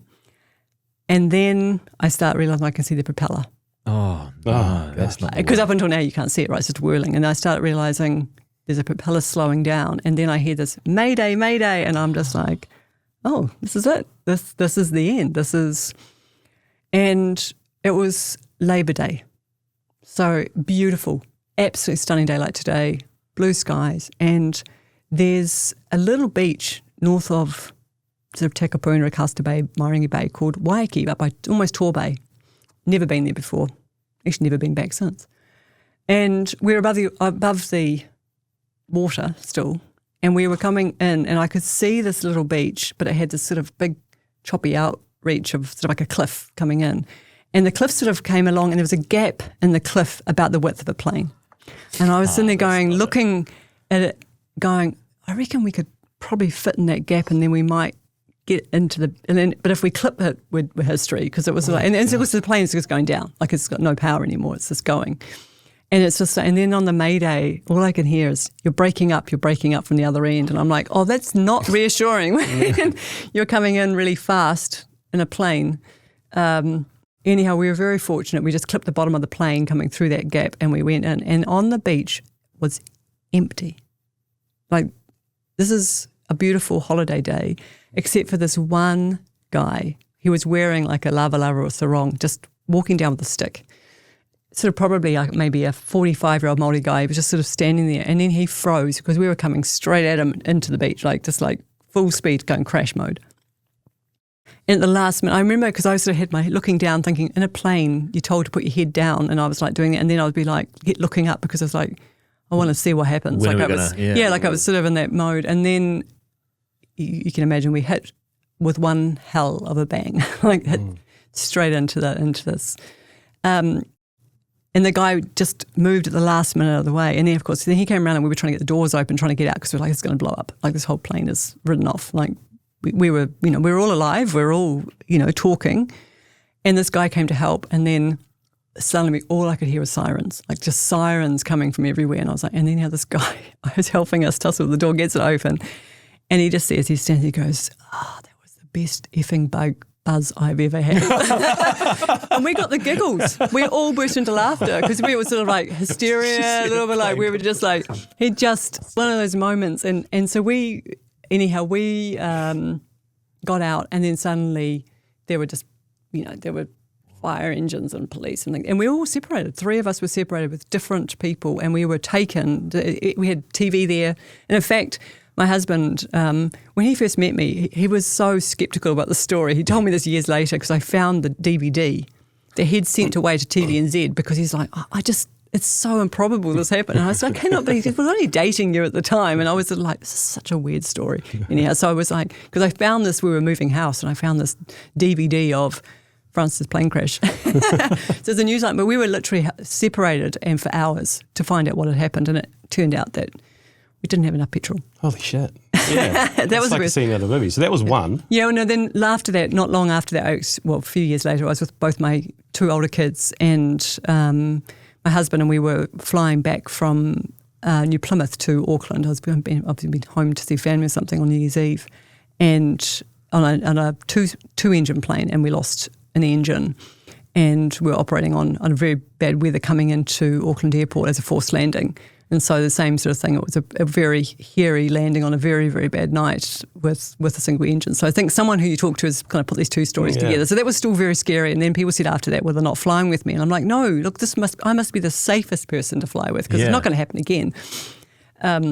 But yeah, so it's a long time ago now, but it's still, it's funny, it still has me slight apprehension sometimes in a small plane. I travel internationally particularly. I remember one time I was in Costa Rica, and a plane that I was in, they had to swap out the company. We were going into a very small dirt airport in the middle of the Amazon, and the company at the last minute said, we're going to swap planes because we haven't paid our taxes, and so we have to pretend we're someone else. So there was a whole bunch of us, like 7 or 8 of us on a small plane flying over this very dense jungle going into a place called Puerto Jimenez, and flying in. And we got there, and he turned the propeller off as part of a slowdown coming in. Like and the plane was so old, it had like the 70s wallpaper in the plane. And, I'm in this place by myself. And I remember that moment, this huge rush of remembering what it felt like. And so it's still there, but I haven't, ever since then, I still fly a lot and don't worry about it. Do you think there's something, this is a weird question for you to answer, like a bit special about you? I'm thinking like plane incidents, whatever, anomalies, but you can kind of like, you see the future before others can. Your friends say they're pregnant before they do. You've got this just kind of incredible story. Yeah, do you think of yourself as special or different? No, not at all. I do think I take the time to think about things. So I notice the small details. Like I'm the person when I watch a movie, much to my husband's a producer-director, he gets very frustrated. He's like, oh, look, there was no continuity of that guy, the shirt just changed, or that. And he goes, how? How did you see that? And the other day there was one that was really interesting. I thought it must have been part of the script where the person was speaking and the person they spoke to on the other side of this movie was the same person for like half a second, and it changed back to the person you're speaking to. And I said, did you just see that? And he was like, see what? And so I went back and played it, and he was like, I literally don't know how you see these things. Like, how did you see in that split second? And so I'm a terrible person to watch movies with because I've already worked out the ending of it, which is a really annoying even for me because I kind of going, they're developing the character in this way, so that one's definitely going to die off and that one's going to, I can see, that's where the twist, and that's the way my brain works. And I think that's what it is. I just notice things. How quickly did you work out the White Lotus? Oh, so I love the White Lotus for that because you absolutely do. And when I get stumped, I have to say I love it. Like that's my greatest joy when I get something and go, oh, I didn't see that coming. And then I feel like, okay, this is great. So yeah, the White Lotus is great. Although the first one was the best. The other thing from the intro is the wearable art stuff. So a few of her friends have said like, Frances is incredible. She's got all these different sort of like strands of her life. And like, I didn't even know she did wearable art, and she's up on stage 7 times. And what's this part of your life? Oh, look, I think I thought I was going to be a designer when I was young.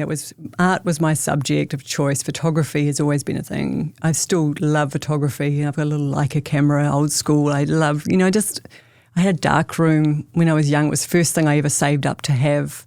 So creative outputs have always been a big thing. But as time went on, I realised for time, a lot of these things get really compromised. And I think the first time I did wearable art, so I'd been to the show a few times in Wellington, and I was like, oh, this is so amazing.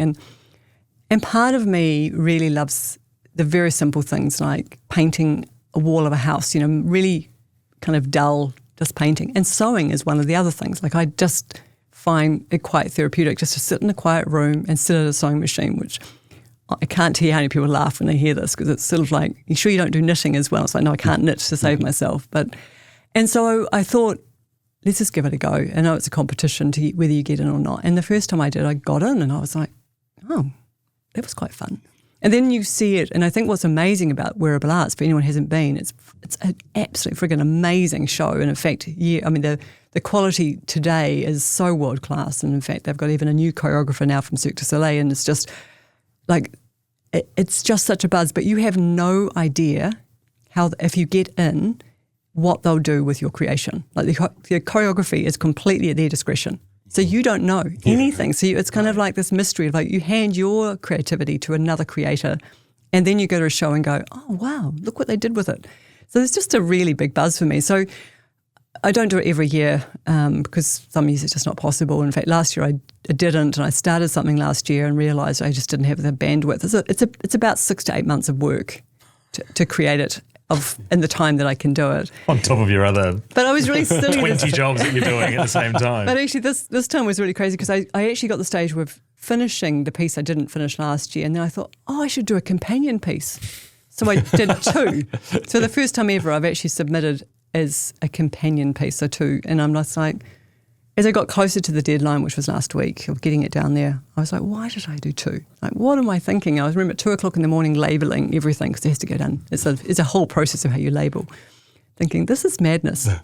But then I took it down to Main Freight, who sponsor it, to get shipped down to Nelson where they sort them all out. And then I sort of passed it over to this woman in the car park at Main Freight going, just look after my babies, will you? And then she goes, oh, well, I'll see you when I bring them back. After the show, they offered to bring them back. I go, oh, no, I never get them back. I don't want them. They're gone. Like, I've done that. That's finished. And apparently that's in itself is quite weird. Most people want their designs back. But I'm like, no, it's been worn 28 times in 28 shows. I mean, by sort of people dancing, it's not going to be pleasant at the end of that. So, no, you can have them and you do what you like with them. But, yeah that's just fun. We are sponsored by Barker's, so we're dressed by Barker's for every episode, and we always like to ask our guests a fashion tip or some you rules could be one to of the live best by. qualified. Yeah, I think don't know about that. in the industry. No. What are your fashion rules that you live by, if you have any? So I think really important to know what makes you feel good. So I always notice if I'm wearing something and people go, oh, I really like that, that's really nice, or so I notice things like that. Some people get their colours done, some people are going to really take it seriously. I take it more about how do I feel when I wear something. So I think never wear something you don't feel comfortable in. And I think particularly with women, they'll often wear something that it's either because it's fashion or it's a style that doesn't fit their shape as well, and they end up pulling at it and sort of not being comfortable at it. And I've seen it particularly even in interviews where you've got people wearing things they don't normally wear to an interview and they feel uncomfortable. And it's like, actually, you have to feel wear the thing that makes you feel comfortable, number one. And I think as well, don't overbuy. Like, I think it's one of those things is I'm actually really big on buying from secondhand stores because, one, I get lots more choice.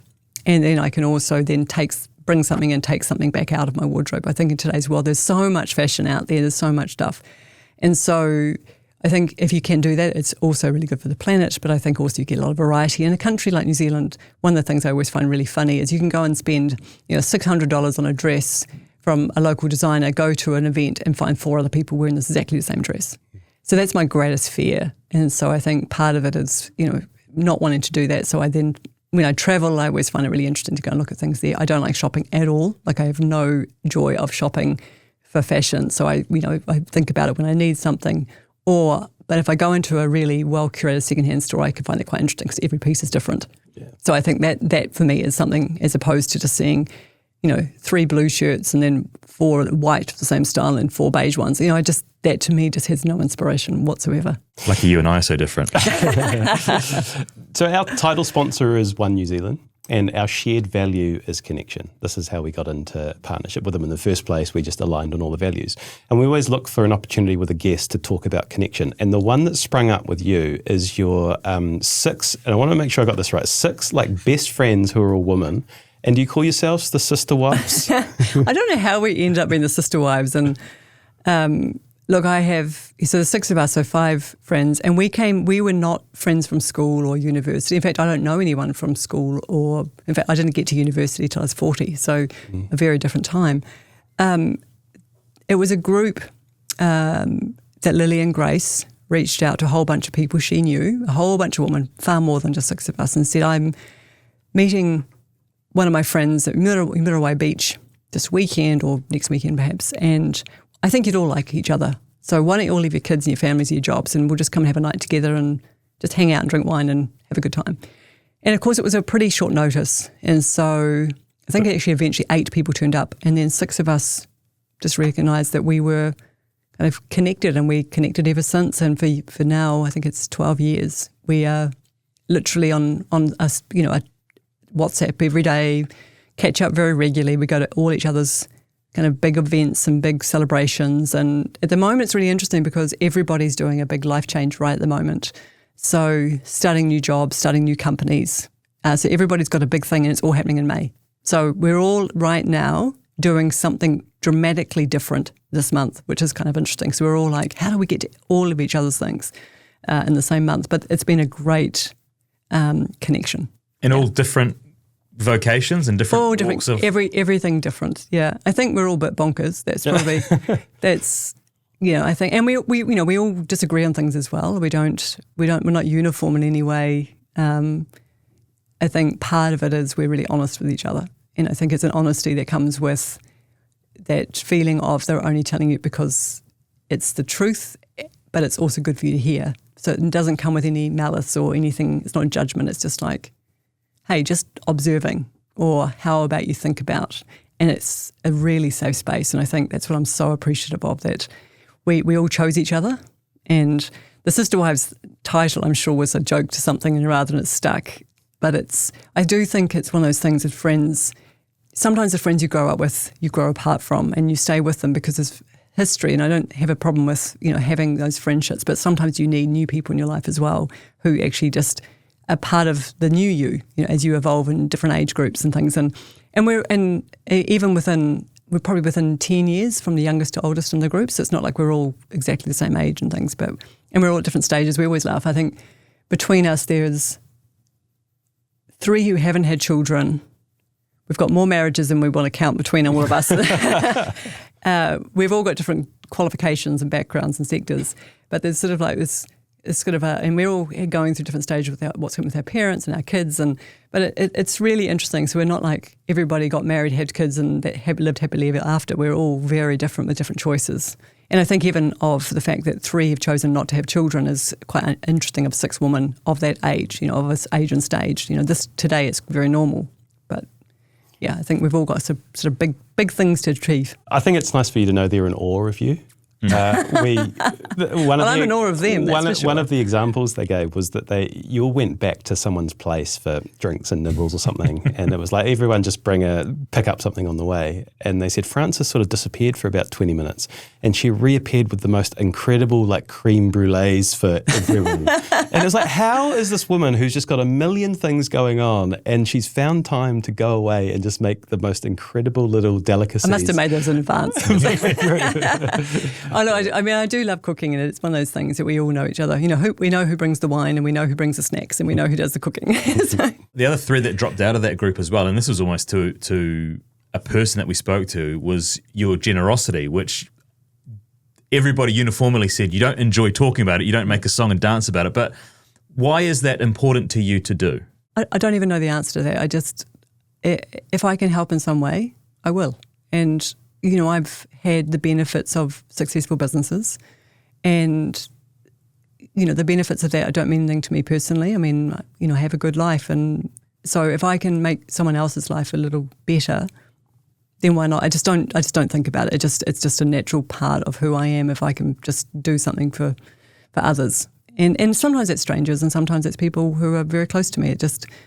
But I think that's a lot of people. I think most people do get much greater joy of supporting someone else than themselves. And I should quantify that.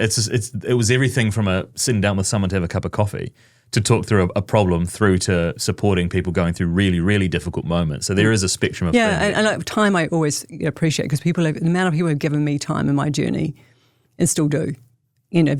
Just for nothing in it for them. To play that one forward is the easiest thing in the world. So. I know that next week I've got 2 young guys who are both starting startups who have reached out to me probably one is 16, I think, and one maybe 20, and have said, I could really do with some advice. And I'm like, sure, let's have a cup of coffee and let's go do that. And, I think it is really important because sometimes people don't have someone in their lives that they know has gone through that before. It's always amazing with me how many people don't know an entrepreneur. They only know people who've gone into, the family of accountants or a family of health workers or educators or something, and they're like, I don't know someone who's been there, so I just want to do some check-ins. And so, great. So if I can mentor someone in that way, I try to do that as much as I can too. Yeah, it's incredibly admirable. Yeah, like Shay said, that the level and the depth of generosity and also the not ever wanting to take any credit for it, I think is, again, I'm special. Yeah, special. I do want to talk about leadership because you are obviously a leader, but you've also set up a leadership program with Health New Zealand, which has rolled out over thousands of people. It's the largest employer in the country, and you are the one creating this program. So can you talk to us a little bit about that and also what makes a great leader and what you see, what are the important traits of leadership? So I think leadership is one of those things that I never really thought about at all until I got into education, when I realised that people are taught leadership, because I think up until that point, I didn't go to university till I was 40, so up until then I was just fumbling. I realised that I was a pretty terrible leader because I'd followed a lot of the characteristics of people I'd worked for. So a lot of them had been quite hostile, very hierarchical, quite dominating in many cases. And so that was all I knew. And then I started realising through meeting people who were great leaders who were none of those things, going, well, how did they get to be like that? Like what did they do? And then started realising that there is a whole body of knowledge around being a good leader, but that changes all the time. Like actually being a good leader today is much more empathy, much more adaptive. And so I did go very deeply, probably in maybe my early 30s, into this idea of what is leadership. And in education, in a way, you are leading people every day because you're distilling knowledge, not you personally, but people you hire, then, they're actually sharing information to make their ability to do something better. And leadership seems to be the one that everybody wants to know, because if you lead a team of any size, you are taking on a responsibility that's nurturing and supporting, but also understanding how to deal with when non-performance or anomalies that come up, things that are difficult. And we're not normally taught that stuff. So the number of people I've met in my life who love their job because of a skill they have, like they might be a great craftsman, a really good sports person, a really talented teacher, and suddenly they're offered a leadership position. They go, oh, great, more money, more responsibility, and they go into it and they hate it. It's like all I do is problem solve for people. And I've got no connection back to the craft I've learned or the passion I really have. So the teacher becomes a principal and they're sitting there doing admin all day, or the sports person becomes a coach and they realise they're missing playing sports or whatever it might be. So what I realise is having the right kind of leadership program where people can recognise that individually they bring their own leadership. It's not a style, it's not one thing. And so we started teaching leadership across all of our programs within academics, all of our degrees, as a master's qualifications. And then we started doing programs specifically for different organisations. And the Health New Zealand Te Whatu Ora one came about where, as an organisation, they recognise they're going through a huge change. I mean, they have 90,000 staff, it's the biggest employer. And everybody from doctors and surgeons all the way down to orderlies and security have an element of leadership in what they do. So that program is phenomenal because it does have 100 people start every 2 weeks, and they study for 10 weeks with us, all delivered live but online because they're all over the country. And yeah, it's an amazing program, and I really take my hat off to Health New Zealand for doing such an ambitious program, because over the years it will literally teach thousands and thousands of their staff in their own context to be a great leader. And a lot of it is things like just being really true to who they are and not doing what I did, following some really terrible leadership characteristics and thinking about how you show up. And just because you're an expert in the field doesn't mean that you're a great leader.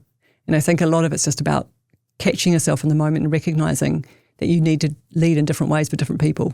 And if you take one approach for everybody, you're going to be a terrible leader. And so, I think it is one of those areas, and I think this is where when you come back to things like, AI and changes and the issues that are going on in the world right now, the geopolitics and all those sorts of things, it's better to be really transparent about that. So I talk to my staff all the time about things that are going on in the world that you may not have connected the dots, but you should know, because the more you can be transparent. I was talking about COVID lockdowns way before we had COVID lockdowns, saying this is inevitable. So be prepared. Start thinking about what you have at home. Start thinking about the tech you need. Start thinking about, do you have a place to work from? And they were all like, but you're acting like we're going to go into a lockdown. I'm like, we are. It's inevitable. It's happening. So you're going to have this. And they were like, but we're an island. I'm like, and it's so interesting. And I'm sure if any of my team hear this, they'll say, I remember those days when we were like going, why are you doing this? And then going, oh, thank goodness you did, because my husband, my wife has been given none of this and suddenly they're in lockdown and they've got no preparation for it. So again, it's just leading and being really transparent about, and I tell people also when things are tough. It's when things are not going so well, when the business is not doing so well, like I'm really open about that. And actually people, I think, respond really well to that. And I think too many leaders brush over things and try to keep it contained to a very small group of people, and they just don't have enough visibility. So people feel like they're not involved, and then they get caught out. And when people get caught out, whether you're in a job or a family, that's a terrible feeling. That kind of like, they got you, didn't see this coming. And redundancies, the way in restructures, I think, are the worst example of that, where people don't know why. And suddenly it's announced a new restructure, and they're like, why? What happened in the business? What's the decision behind this? Be upfront. Go talk about things that are going on. So, yeah. Leaders pivot as well, and I've heard that you are the queen of the pivot. I'm not sure if this counts as a pivot, but in lockdown, you wrote a book. Was that sort of planned? Or? No, absolutely not. I had never even considered writing a book. Well, certainly not something non-fiction. Fiction I do. I actually have a book I've been writing for forever, like 20 years, which is still like 4 chapters in. So that was always like long sort of term plan, but not a non-fiction book. But HarperCollins reached out to me and said, look, we've had a few people think that your life would be quite interesting to capture. And I was like, absolutely not. That's just not going to happen. And I was also really worried that my business would not survive COVID. When you're in education, and even though we moved, fully online and things, I was like, what if people just decide this is not a priority? So I was quite concerned about, the livelihoods of the team and all my staff and things. And so I was like, this is not a good time. And then the person I spoke to said, well, is there ever going to be a better time given your life? Is there ever going to be a time when you're more available to write than now? And I said, okay, let me think about it. And then I did think about it, and actually I was coming up to my 50th, and I was like, well, maybe I'd write a book before I'm 50. Maybe that's my goal. So I did. So I wrote it. The only downside about it meant it actually got published during COVID, so we didn't ever do a book tour. There was a whole bunch of things that couldn't happen. It was sort of a weird thing. And it's interesting now, I haven't gone back to it, but 6 years on, it means that it's really book stamped as a COVID. It was what was going on in my world at the time was very, very much shaped by COVID. The whole world was. We didn't even know if there was ever going to be an end to it. So I think in a way it was great to have that, but I think on the other side it's kind of sad that it was such a big event that it kind of, I think, probably dominated my thinking at the time more than it would have if I'd written a book today. We recorded a lot of episodes during COVID because guests were trapped in their houses, so they were great. Yeah. They were all video, but they are all tainted in that same way. Yeah. The first sort of 5 minutes is all about COVID chat. It's and I think it is a bit of a shame because, we've moved on. And again, that's a really good example for me. It's like, pick another course. Like we were always going to get through it, but I think at the time it was so easy to imagine the worst that we couldn't see beyond that. And, so I think it is a time when obviously I hope we'll never go back to, but I assume we will. Like I'm assuming there will be another pandemic. I don't think it's not going to be, a once and done. It's going to come back in a different way. So it prepares us for the next one, and we should have that on our risk register. Risk register, that's a good idea. In terms of family, the 4 kids, again, as if there wasn't enough, 4 kids and, marriage and work-life balance and all these things. Like what's your advice for someone, maybe for me, who's in the thick of it? I've got 4 kids and I'm running a business. What did you do that worked? What would you do differently? Yeah, I was very fortunate. I mean, I had my 2 sons, I had 28 and 30, so I had them young compared to a lot of people. And I got 2 bonus kids with step kids and who are fantastic. So I didn't have them in my life until they were sort of 8 and 10. So, and they're all in their 20s now. So I have had two marriages, and well, my second one is amazing, and actually I've only recently got married, like formally married, even though we've been together for a long time. And I think love and marriage and life is always a bit complicated, and I think I never talk about this publicly, so it's just sort of like a little bit for me as a first time. But I think I don't see it as a failure. In fact, I'm very grateful for my first marriage, and I think my kids, are just amazing, and two incredible sons. And I think that I did a lot of learning on that too about, I was, as you can imagine, I was pretty busy and doing a lot of things, and you have to be someone who could work with that. And I think, my amazing husband, William, he totally gets me. He's one of these people who would never slow me down, because he just kind of gets it. He goes, this is who you are. You just need to keep doing things. And I think finding the right life partner is the best thing you could ever do. Like, I think if you can make one great decision in your life, do that one. Do that one really, really well. And you may not get it right the first time, or you may grow away from each other because of when you met, the age you were versus, the rest of your life. But I think we don't talk about that enough. I think we don't think about, if you're not in a good relationship, don't waste time in it. And this comes back, I guess, philosophically, what I believe. You're only here for as long as the world enables you to be here, and you'll be gone in 5 seconds in the scheme of the world. So make it great, because when you get a right partner, you can do anything. And a partner, it could be just someone who just believes in you, that it may not be a life partner in that way, but just someone who have a champion and be a champion of someone, so that you can do remarkable things, because a safety net to fall back into is really important. You can have it with your siblings, you can have it with your parents. I mean, if parents is tricky, because of course your parents typically pass away before you do. So a lot of big life stuff can happen after that. So good friends, good family, but for me, a really great life partner. And then your kids, I think for me, the whole experience of having children is by far the best experience of the world. There's nothing, because everything makes sense when you have children, because they go through all the things that you go through, and you can remember at different stages, but they see them differently. You learn more from your kids than I've ever learnt from anything else in my life. And I've also learned more about myself. You're constantly second-guessing yourself as a parent. Am I doing the right thing? Am I not doing the right thing? You feel the anguish, you feel their successes. And I just feel like it's one of those things in life that we want to put either as a career or family, and I think they should be fluid. And if you're lucky enough to have great care and support around you, then great. And I was very, very fortunate. I had basically 3 sets of grandparents who were all doting and would do anything for my kids. So it was never a shortage of people to love and care for them if I was working really hard. So I was lucky in that way. Not everybody has that. But I sort of feel like I've always had this view when people say to me, do you have to compromise? I never felt like I compromised, because I believe that everybody else around them loved my kids as much as I did, because whether it be their dad or their in-laws or my parents, etc., or friends, there's all of those things mean it's to raise a child, it takes a community. And I think it's so true that we too much now think about a family unit as being the strength, and I just don't think that's it. I think the more you can have community connection, the more you're going to have a really great time having that. And if you choose to stop a career or not have a career because of children, all for that, everyone's choices. But for me, it was never going to be an option to be an at-home mum for a long period of time. It just wasn't. That was never going to be the best of me. They wouldn't have got the best of me.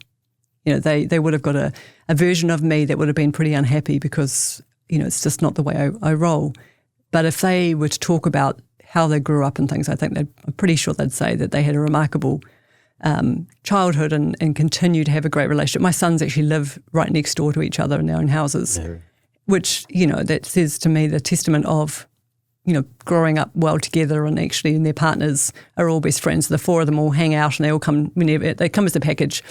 And my other 2 kids, who both are, one's in Christchurch and one's in Tauranga, one of them's coming tonight to come and see and stay with us. It's like this great experience as they get older and you become friends. It changes your relationship as well. You move from being a parent and you start moving into this next sort of, you're not really a friend, but you're certainly not parenting anymore. You're actually almost becoming a kind of a very even relationship, and I think that's the stage, which is also such a complete delight. You also had a really challenging moment with your son Ruben, with his cancer journey when he was in his early teenage years too. Yeah, I did. Yeah, so at 14 he had stage 4 cancer. I had gone through my marriage breakdown. I was finishing off my master's degree. I was starting the Mind Lab, and he hadn't been very well, and we were sort of putting it down to a whole bunch of things, being a teenage boy. And then it was really hard because actually, I'll tell you a bit of a story about that. So we had many tests and we couldn't figure out what was wrong. And then they said to us at Starship, we think we need to do a biopsy just to see, just on the very, very off chance that he has cancer. And I hadn't thought about it at all at that point. It was something like cancer. It was just, okay. And he had this biopsy done, and I said, when will you know about the results? And they said, in 2 days' time. The next day, I had a talk in Invercargill. And I remember going home and saying, do I go to this talk tomorrow in Invercargill? Because I don't know if I can. I don't know if I can go in front while I wait for this. And I sat down and literally took half an hour going, okay, so these people are expecting me to come. They're gathering in Invercargill for me to come down there. They've planned it all. I'm not going to know anything tomorrow. My son is, he's completely, I can't remember if it was his mum or his dad or his grandparents, or I was like, I'll go to Invercargill and keep my mind distracted from waiting, because I thought that was going to be the worst thing. And I touched down at Invercargill, my phone rang, and it was the oncologist. And I saw this number come up, and I was like, I don't know this number. I answered the phone, and Tim, the oncologist, said, yes, your son has stage 4 cancer. And I had about to walk onto a stage. Oh, my God. And I walked into this room, and there were all these people sitting in pretty much like a darkened room literally waiting for me to walk in. It was at a conference. And I went to the side of the room, and I was like almost hyperventilating, going, how am I going to do this? Like, I just need to walk out. And I was like, I can't walk out. These people are waiting. This professional, I was like, I can't fly back until the next flight anyhow. And I was there, and a woman from the front row, she walked over to me at the side, and she said, oh, don't you remember if you met me? A mutual friend, Penelope, we had lunch together once, blah, blah, blah, years ago. And she said, but are you okay? And I just looked at her and I said, no, I'm not okay. And so I don't know what exactly I said to her, but I must have given her enough for her to know. And she just said, and she put her arm through mine, and she said, I'm going to walk you back out to get you a taxi back to the airport. I don't know what I'll talk about, but I'll keep them entertained.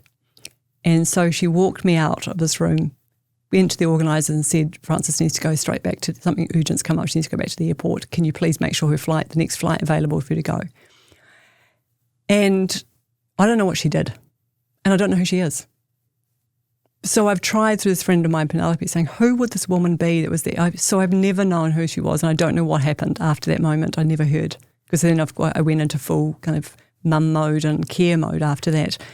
But it was just remarkable in that moment. She saw in this humanity of just, something's not right. I can see Frances is really distressed, and I need to take control. And I'm just forever thankful for her, for whoever she was, that she did that. And, so I think it comes back to these moments in time when, I thought I was doing the right thing, but in the end, the world gave me the right response, which was just go.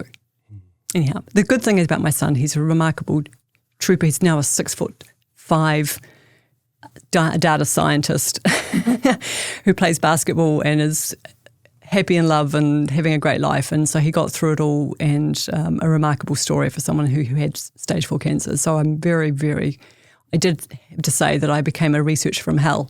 The oncologist and I were on good terms, because I found every possible medical procedure and protocol I could for teenage boys with the same Hodgkin lymphoma. So it was a very good story and the outcome. Unfortunately, he did lose a lot of his friends at the hospital at the time, and so that's another whole journey for young people, or any person who loses others around them. And so, part of that is also dealing with the aftermath of what happens to you have a child who makes friends in Starship, and those friends don't survive. what do they feel about their survival and that sort of imposter and that sort of feeling of why me, why am I here and they're not. And so survivor guilt's very real. It's the first time I realised what survivor guilt looked like. So, but again, we live and learn and we grow stronger, and I'm pretty sure he would, I'd say, actually gave him a different way of thinking, and he's, because of it, has got an incredible strength, like an incredible resilience that I think is quite remarkable, and I can see why.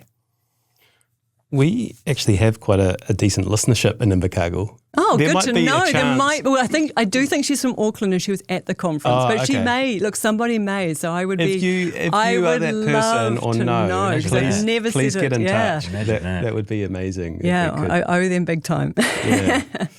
Switching gears slightly, can we talk about Love Heart? Yeah, Because I would like to sign my mum up. great. But can you give us a bit of the sales pitch or the background as to what it actually is? So this is journey around watching people learn and then recognising that when we as Academy X have people who are, say, 55 and older and sometimes into their 60s coming to study and doing a master's degree, they have no interest in the qualification. They're just curious people who want to keep learning, and they don't have choices. So their choices are very limited. There's lots of things like Lions clubs and Rotaries and things, and there's a University of the Third Age, which is sort of community level academic courses and things you can do. But you can't just go online and book to be part of something that's learning very easily when you're in your over 60s. And it's been bugging me that it doesn't exist, and I keep looking around, and I have a number of people in my life who are in that age group, who some in their 70s and 80s who are very active and doing things, but some are also very lonely and disconnected and want to know things. So I basically, my GM of 10 years, Fee, who moved to Hawke's Bay, and I got talking, I was down there for something else, and we went out for dinner, and I said, I've got this idea. You've been on she's like- holiday. And basically that was only in December. So, just over 5 months ago. And I said, look, this idea of Love Heart, which is social learning for over 60s. And the idea was courses that were short, so 6 weeks, but only 2 hours a week in person. No homework, no exams, just come along, hear a really deep expert on this topic, 15 different areas from history and science through to performing arts and music and a whole bunch of stuff, even speed, things like speed, sport, all of that. Come along, so it was going to be a course, a lunch, a learning lunch, so over a couple of hours, someone who's a specialist. We had our first one this week in Hawke's Bay. We had a master winemaker. He's number 495 in the world, telling his journey about becoming a master winemaker with wine tasting, of course, over lunch. That's a learning lunch. And then we have these all-day learning adventures.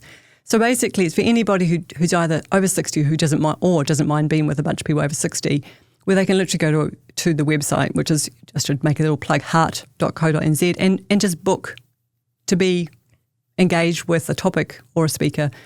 And normalising that is really what we're trying to achieve. It is a social enterprise. We're really excited about making this impact. We started in Hawke's Bay. Auckland starts next month.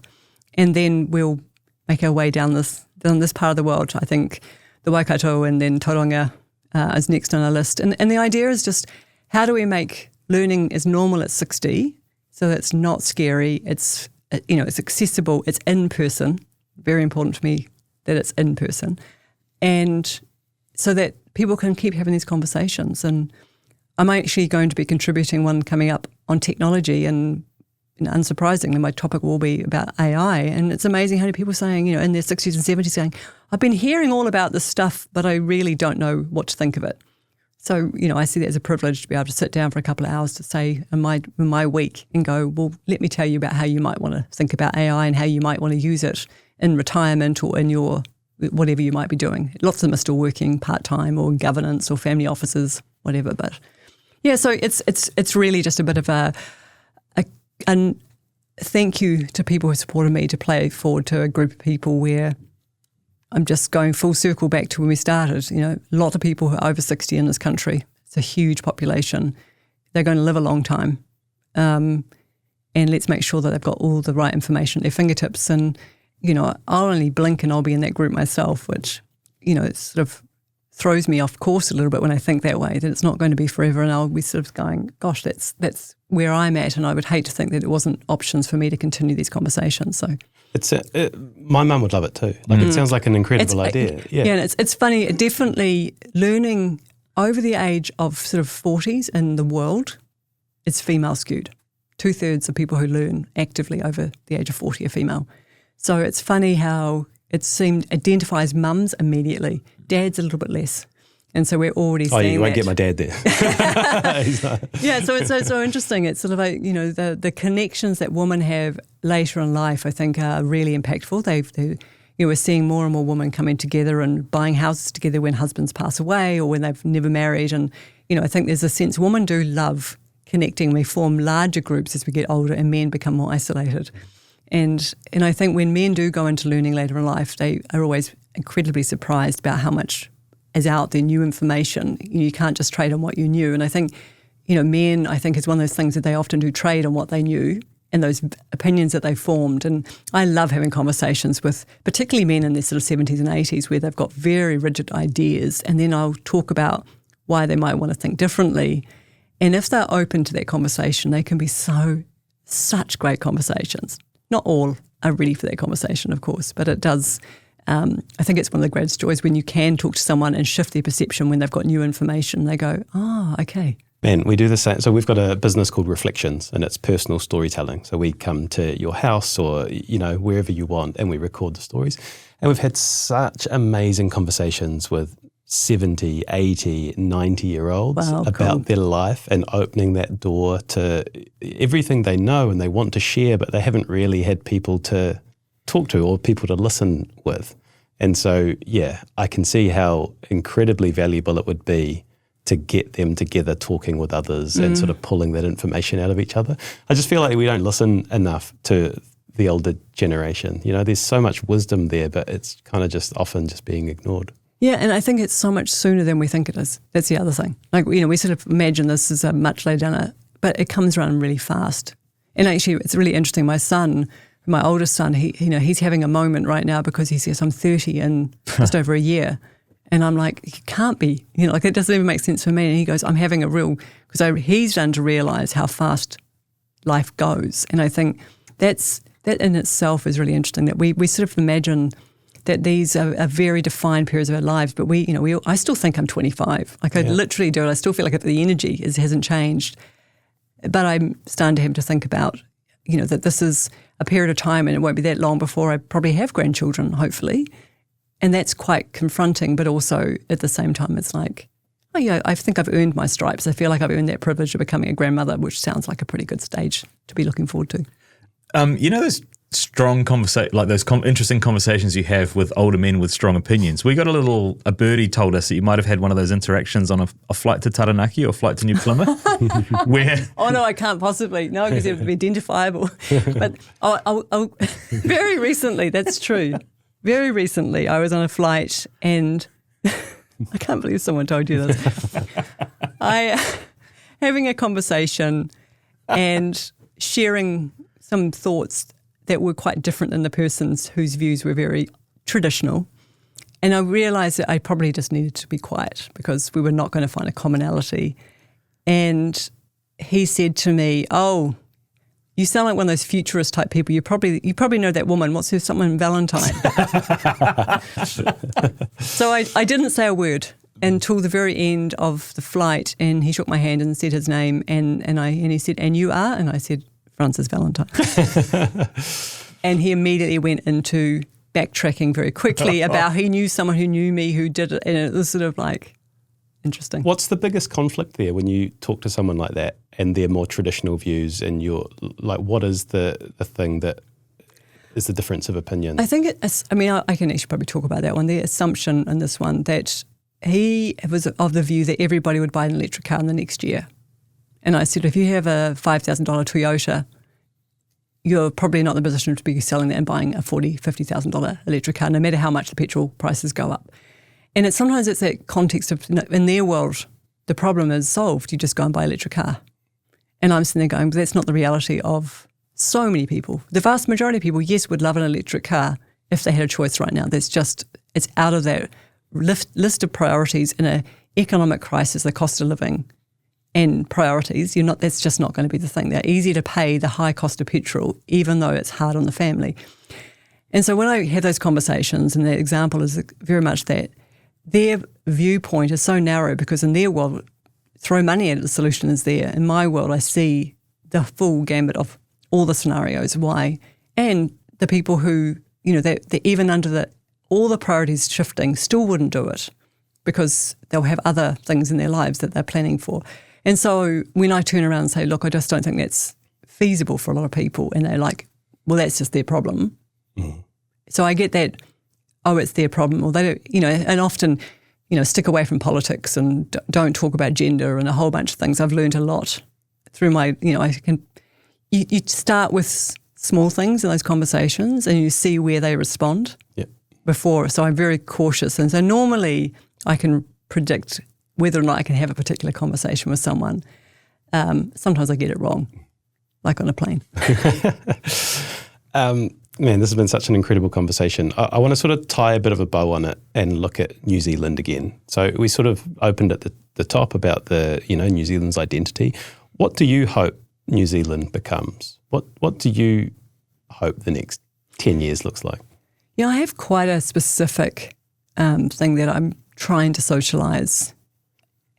And it comes from the idea of Norway many years ago decided to have a seed bank, which is all the seeds of the world. So if the whole world went to custard, there'd be a bank of seeds so you could grow. And then I'm thinking right now, there's all this data in the world that needs to be protected. Cultural data, language, artifacts, scientific data, health data. And in the race to be the first with AI, we're losing the fact that, we have generations of information that sit in old protocols, on disks or hard drives and things. And we need a way of protecting all this data. So in the future, we have this information so that we can have the cultural data of the past held safely. New Zealand's benefit right now in a very fast-changing technological world is trust. We still have the view that we are one of the most trusted, least corrupt countries in the world. We also don't aspire and will never be the leader in technology because we don't have the money flow here or the aspirations in the way that other markets do. We play in the capitalist markets, but we don't aspire for the rights of the individual over the rights of the collective or the community. So why don't we play to that and become the partner of all the countries that need to store their data, to have their backup, so to speak, in a safe place away from the rest of the world when everything else is kind of on fire. Let's be that.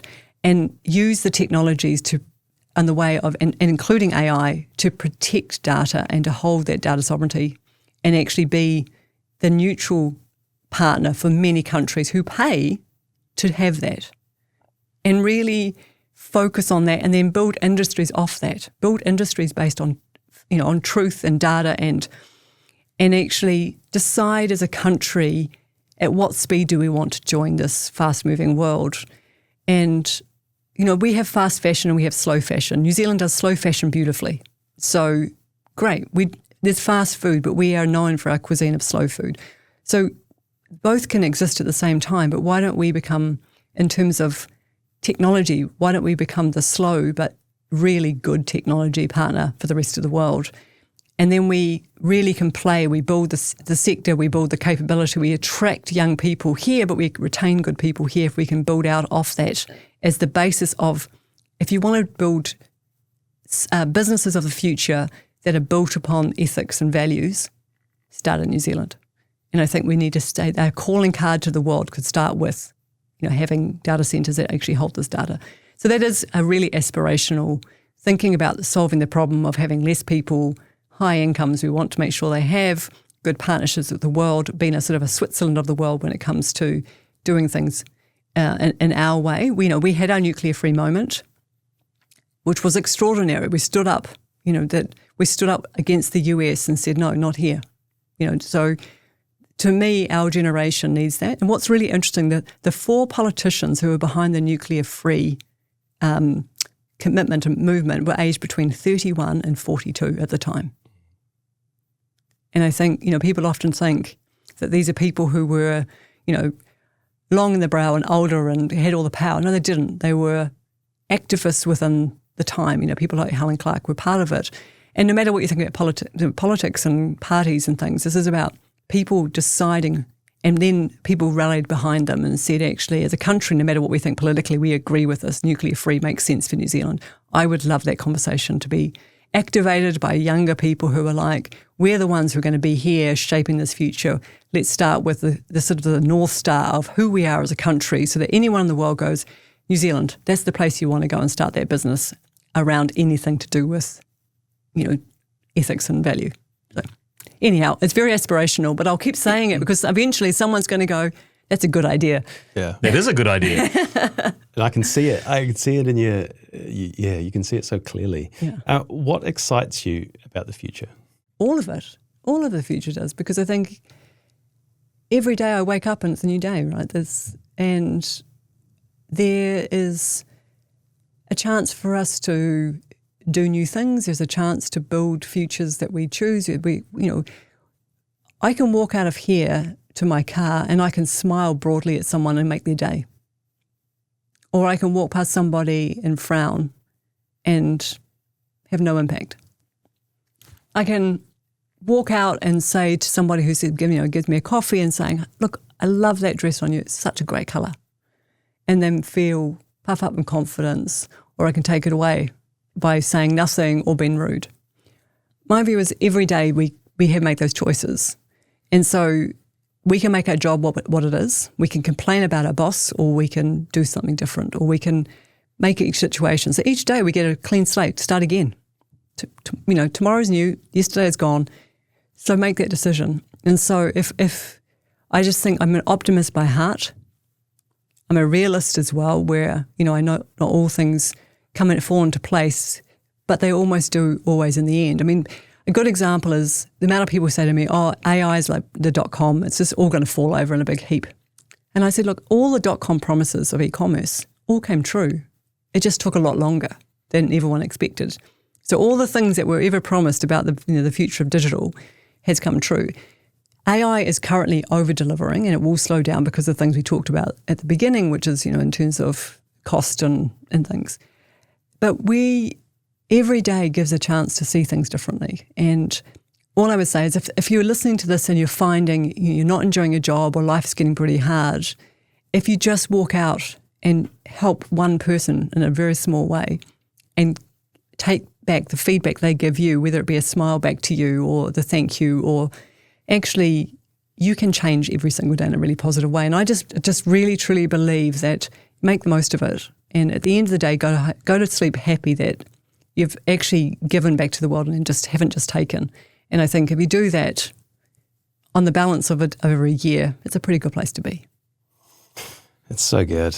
I'm going to end. I've actually got a few words to read you from. Well, actually, everyone sent in some stuff. I'm just going to choose two of them because I think it sort of sums you up really nicely. So first is from Nick Kennedy. She said, Frances is like a light bulb or a sun, where things gravitate around her and people gravitate around her. She's so incredibly, genuinely generous that at first I wondered if someone could actually be that lovely and helpful. After 15 years, the answer is yes. And from Anna Ivanovich says, Frances is what I would call truly a Renaissance woman, one of those really rare visionaries and leaders who is incredibly creative, deeply purposeful, and incredibly generous of spirit. Oh, that's such beautiful comments, and yeah, I'm not sure they're deserving of those, but they're lovely. No, I mean, that echoes everyone we spoke to. It's we're in this really incredible position with the podcast where we can just choose, who we get to spend a couple of hours with and pick their brains. We chose you because you're an expert, a subject expert in AI, but everything you've built and the story you've told is going to resonate so strongly with our listeners. So thank you for coming in and sharing so much of yourself. It's, I would say, inspiring for me and for us, just what you have done and the way you live your life and hold yourself. And it's been an honour having you with us in the studio. Well, likewise, I have to say, what you're doing, bringing stories to life and getting a voice for people, don't underestimate how powerful that is every time you do this. So thank you. Yeah. Cheers, Frances.